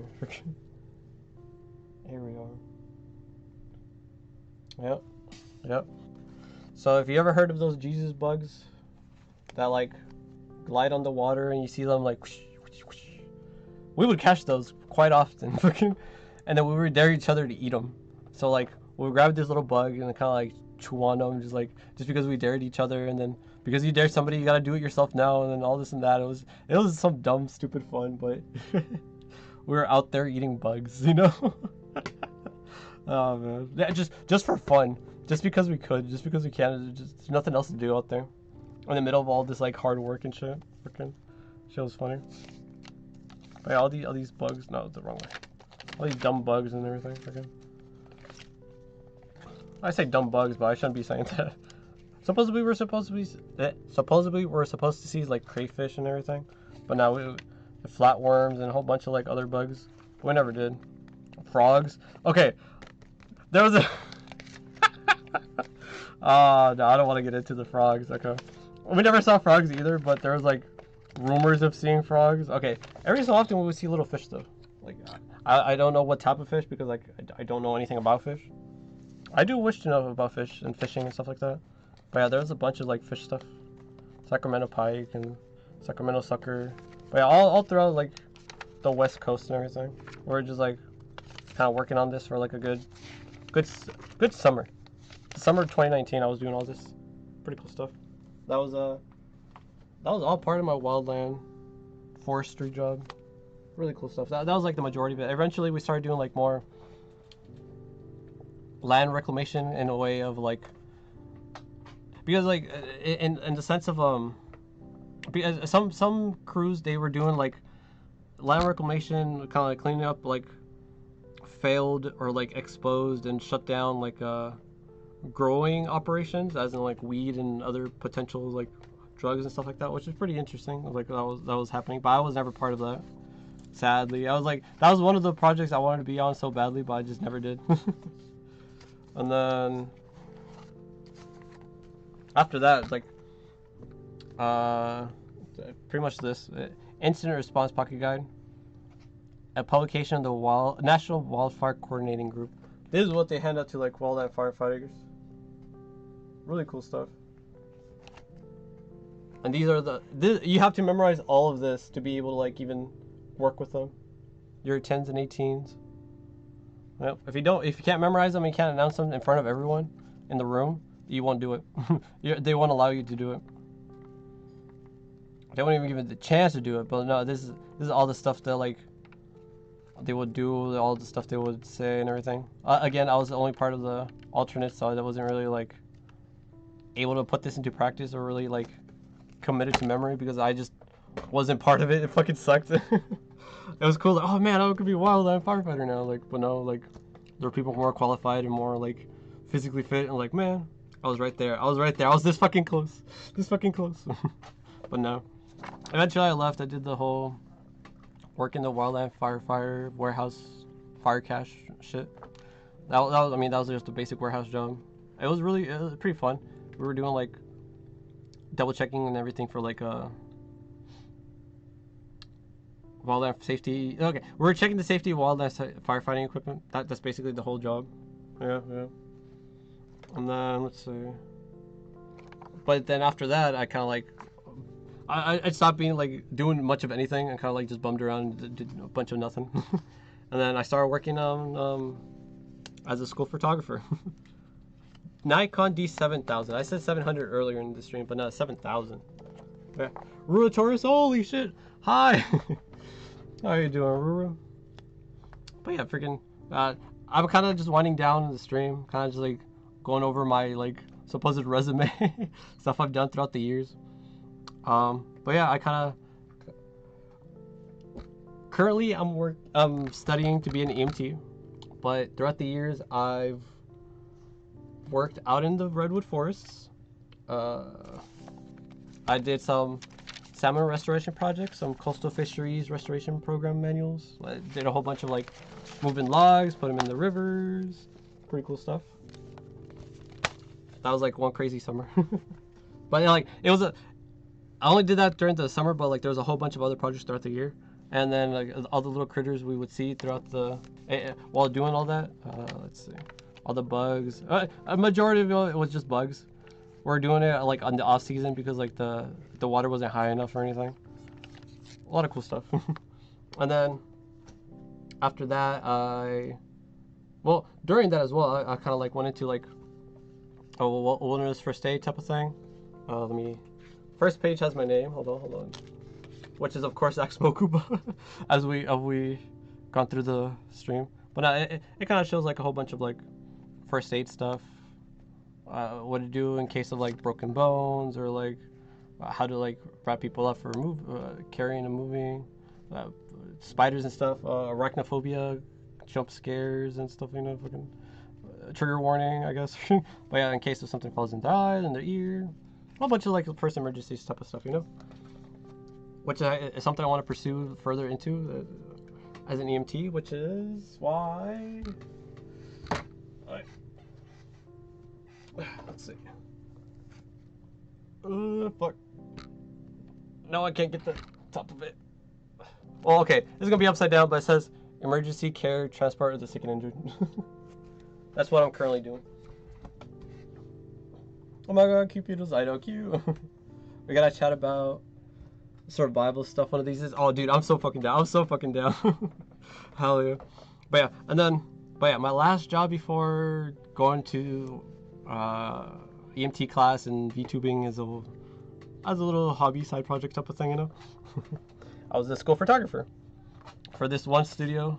I didn't realize I had my name on there, and then like the address of the fucking studio. Oh god, it was kind of I kind of freaked out like a little earlier in the stream, but I mean, I got it under control. I got it under control. But yeah, pretty much I was just like learning the ins and outs of the cameras and all this and that. But during all that, like while them forestry jobs, I found out that I'm pretty good at taking pictures. So I was like, you know what, let me pursue some photography, kind of like as a hobby and then kind of as a job. And then, I mean, as a hobby, I bought this Sony, this little Sony, but I didn't buy it until after I left the job. So I was like, what the fuck? What am I gonna do with this? I mean, I mean, of course, I took pictures of with the camera, you know, but like, I should have bought it while I was still in the job, because like, you know, it would have been cooler, you know, it would have been like semi-professional, not even professional, like better than phone quality pictures. There you go, better than phone quality pictures with a with a real camera. I say real, but like phone cameras are also cameras, you know. So what the fuck am I saying? what do I know? Well, yeah. So then eventually I was like school photographer, started using like a Nikon D7000. Had to learn all the ins and outs, all the settings and everything, how to white balance. Like actual white balancing was like, it's such a foreign concept, because like I didn't even know that was a thing, you know. Like you gotta like, what's it called, you gotta make sure the colors are correct. Like, I mean, of course, you know, you're trying to take school photography portrait pictures. I gotta double check this, hold on for a second. But yeah, I was kind of talking about it like over on the stream. I briefly mentioned it throughout the stream, but like, or mentioned it once in the stream. Yeah. Mirrorless era. Oh whoa, we're getting a whole bunch of people. Hello everyone. Is that mirrorless? I'm not 100% sure. Okay. The Sony I have is a digital, and I also did what the money I made for during the school photography job I had, I bought myself a little Pentax with this crazy ass lens, which is like half the size of the camera, pretty much. Pretty crazy stuff. But I get crazy good zoom though. But there is still another crazier like lens, a telescope zoom lens, which I kind of wanna get. This kind of always sketched me. Okay, I'm holding it upside down. What am I doing? Okay. Come on, click. Because the lens number is like at the bottom, and this goes. Oh, that's hard. I'm so stupid. I always forget this part. Freaking. The little red dot right here on the camera, on the lens, on the camera is supposed to line up before like you click them in. I always forget that. Freaking. I'm still kind of pretty new, like with the actual cameras. I still take a lot of a majority of my pictures with like my phone and everything. But yeah. Oh shit, I gotta show you some of my DSL photos and some best high photos you've ever seen. Oh dude, I'm down. But yeah, I'm not 100% sure if it's mirrorless, to be honest with you. But it does show you a picture of the inside. Somewhere. Hold on. I mean, there it is. Wait. I guess it did have a mirror. I could look it up a little. It just does a little second, because like yeah, I guess the mirror right there is like it flips. So I guess it's not a mirrorless. But yeah. But I didn't really know much about the camera. They didn't really go over about the camera much. They kind of like, this is the camera. You take pictures with it. This is how you white balance. Don't mess with the settings. that's literally the rundown they basically gave us. But what they really did teach us is kind of like the setup. The majority of the job was kind of the setup. So we had the background where all the pictures are, or the fuck. It's bumping into the tripod, so like I'm trying to get this into the view. Okay. So you know how like in school pictures and portrait pictures and ID pictures, whatever, you always have a background or stuff like that? That's this background right here. That's this background right here. And then you have like, no, that's, fuck, what the fuck was it? Okay, it is the background. That is the background. This is where the student will be sitting at an angle because like you want to like get their good side because they turn their shoulders and then face the camera. Where you have like one light here with the back with the not a diffuser. What the fuck was it called? Don't remember. But it was one light here, another light here, and the camera itself on the tripod connected to a laptop with a whole bunch of wires and everything like that, right? Have an F9, but what they had to like really like pound into our heads, like all of it's like a couple of feet apart, a couple of 3 feet over here, 30 centimeters over here, and we'd have like these little measuring tips and everything, and like actual tape, and like, have them set on the box, and this whole rig is like it was so cute. No, not a cute. What am I saying? It was so cool. I read your message, and then like I kind of like, damn, that's cute. I thought ASP was still small, but no, it was all really cool. Trying to like get everything figured out and like seeing how like it all worked, especially with how everything was working. Yeah, there we go. So you have them like face that way, but then turn their head towards you. It was interesting because like I guess like I need an orchid. I don't even remember that part, but like, oh no, that's what it means. So because like he's kind of like slumping, he's sitting down on a slump. He's slumping around, but this guy's like all nice and tall, freaking. But yeah. Right, yeah, you can see that. Okay, because I'm looking at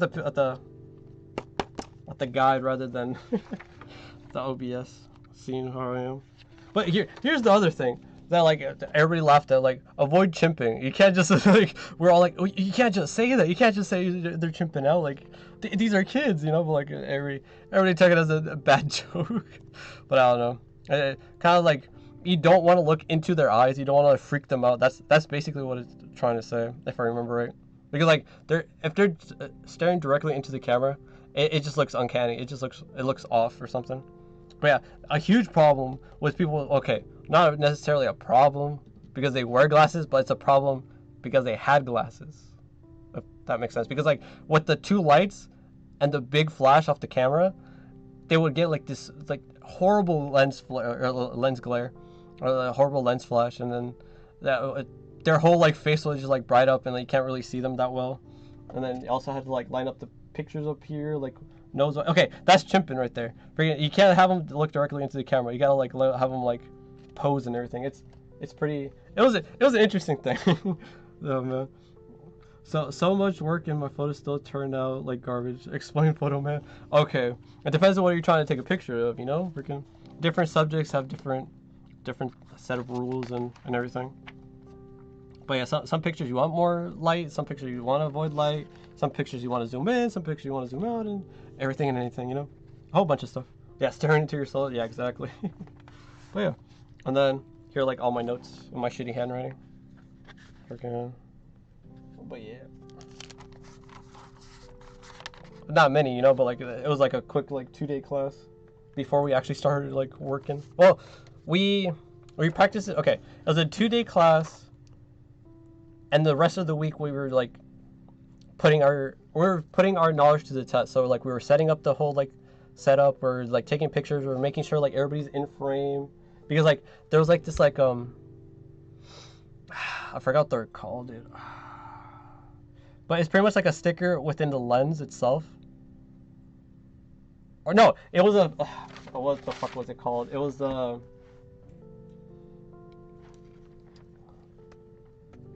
So since the camera wasn't necessarily a digital camera, it was like a viewfinder. There was a sticker within the viewfinder of the camera that we were using, the Nikon D7000. I still remember. Around a couple of seconds ago, we would look through the viewfinder. The viewfinder had a sticker, and within the sticker, we had to line up people's faces and their bodies within the picture so they could line up and come out nice, you know. And but yeah, it's just like all the stuff we'd take. All the other notes I had, but like it's still a nice empty notebook, so I gotta probably use it one of these days. Probably doodle or sketch or something. But yeah, shutter speeds, f-stops, learn a bunch of like all the areas within everything within the area we're just working in and everything is just all really pretty interesting. Working at this studio, taking school photography and whatnot. But like the thing is, like I wanted to continue with that job. But since it was a seasonal job, since it's like school photography, it was kind of like we worked from, what is it called? June or July?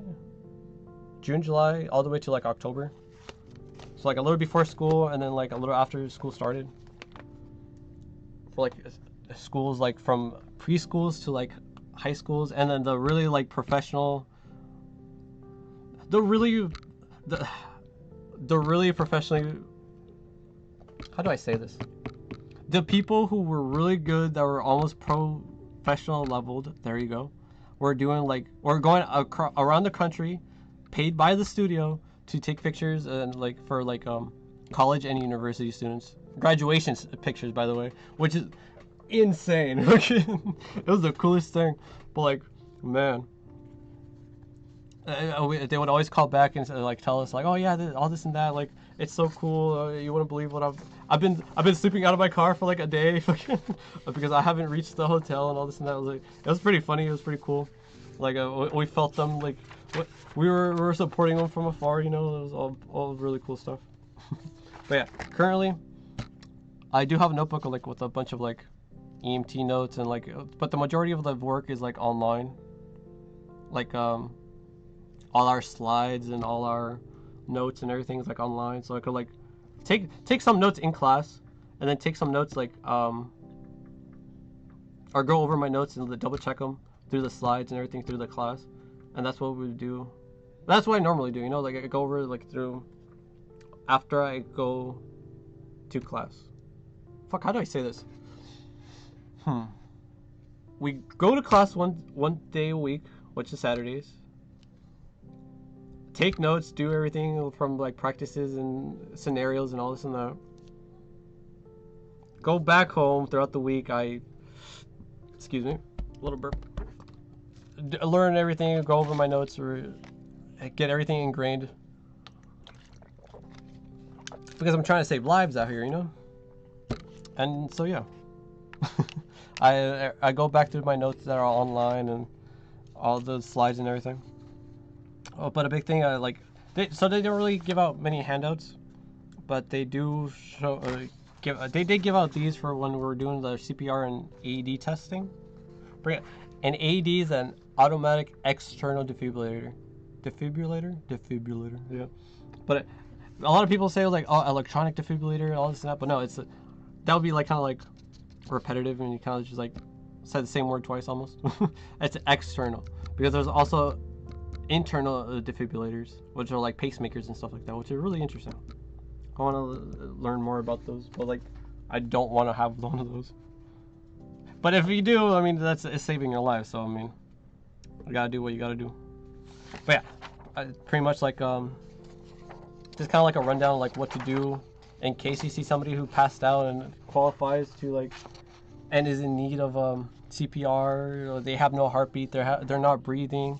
You double check they're not just asleep or anything.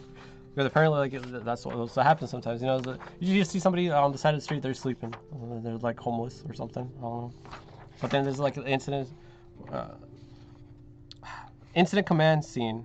So pretty much like if there's a mass accident or like a huge car crash or like this huge like outbreak or something, or shooting, or God forbid, you know, but like fucking all this happening, who's in charge and how does all that stuff goes down, you know? Like how do you even like assign jobs? So you have the incident command, and you have the safety officer, public information officer, liaison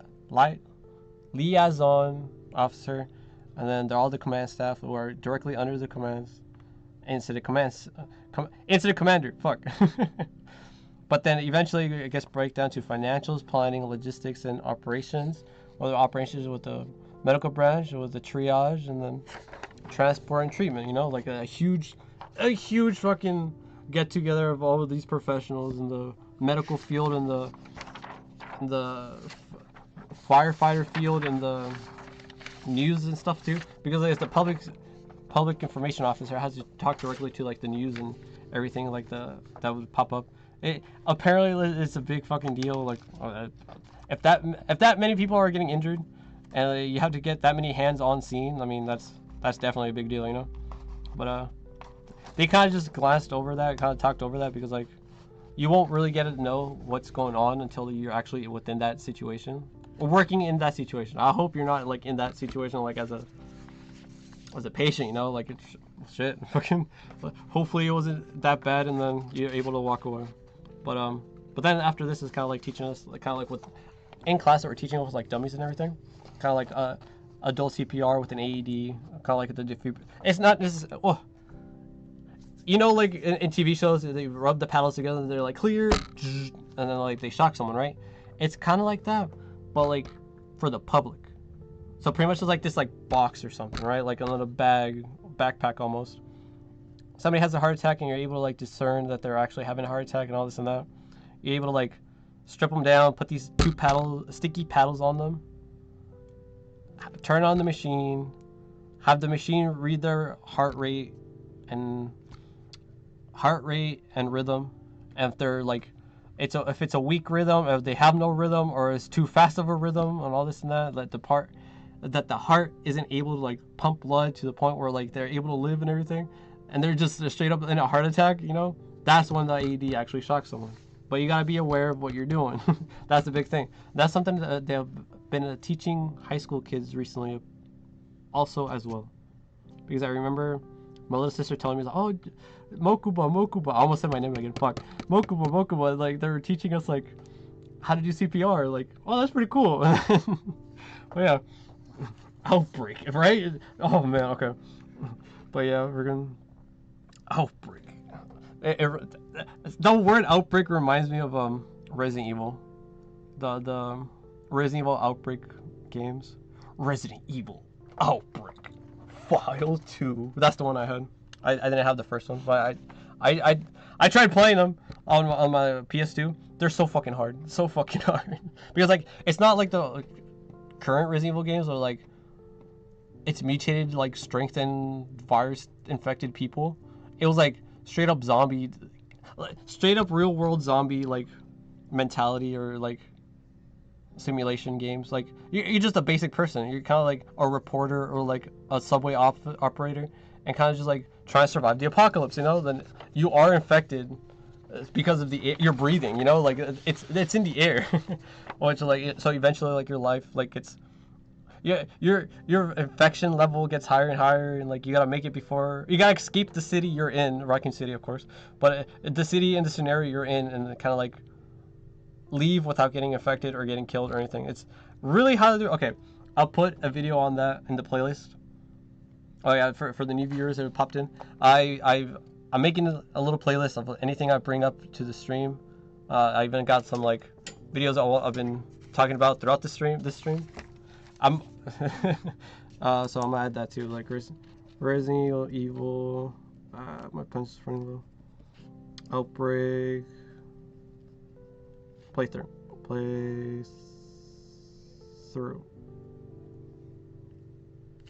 Okay, yeah, I'll add that to the playlist as well. But it's a really big game, well, not big game because it was kind of like somewhat of a flop from my understanding, because it's not a mainline game, it's a side game, and it also needed like internet connection to be able to play with multiple players, but it was on the PS2, so like during those times not a lot of people had internet. So yeah, back to the infant CPR. Really interesting stuff, because like, well, I mean with adults you can kind of like 1, 2, 3, right? But with infants, imagine this is like an infant's body, right? Just a baby's body. You kind of have to use your thumbs and kind of like compress on their little baby bodies. You wrap your hands around the baby and kind of like 1, 2, 3 with your like thumbs, but you also have to like give a whole bunch of respirations, because their respirations is kind of like a big thing to like tie in with their heart and just all their systems. Babies really need that like as a big thing apparently, which is something I went more in depth this last section in my EMT book, dealing with like neonates, and which like newborn babies to like infants and toddlers and children to teens and adults, and then the geriatric or old people, and then just that chapter kind of like swept me away. I was so bad with it, just memorizing all this, like all the heart rate and respirations of every single group, fucking age group, and what different like quirks everybody has and all this and that. I was like, man, it kind of like this whole class, you have to know everything and everything, have it all on lockdown. But for whatever reason, it all just kind of like jumbled in my brain this time around. It kind of like messed with me a little too much. But yeah, I think that's about everything I wanted to say. But yeah, I painted some. For those who came on later in the stream, I painted some Necrons. I put some wash on them, trying to make them like. Well, these are from before, way before like I started streaming, like 2020, way before, you know, like years back. Say that like I'm old or something, but it was like 4 years ago. And then these are like some I'm currently painting because I just didn't paint them at the time. I kind of just had them in the background. And then like, you know what?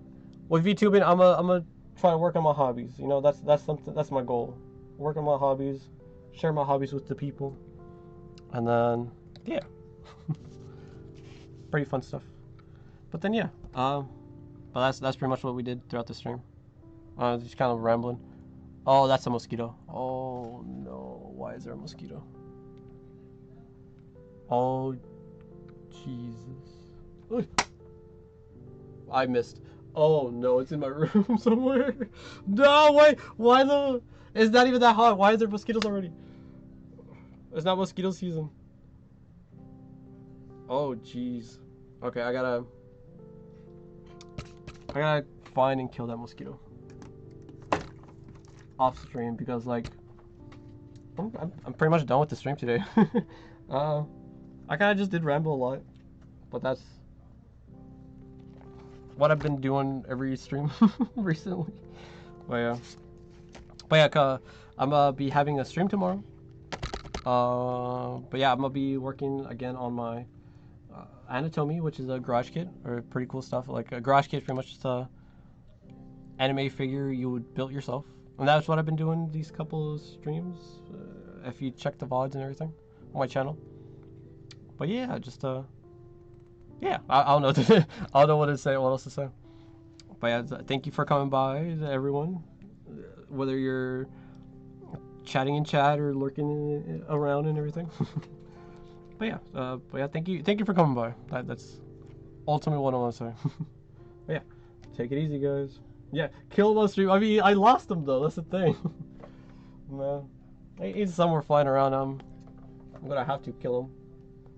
It's a kill or be killed, right? But yeah, that's the stream.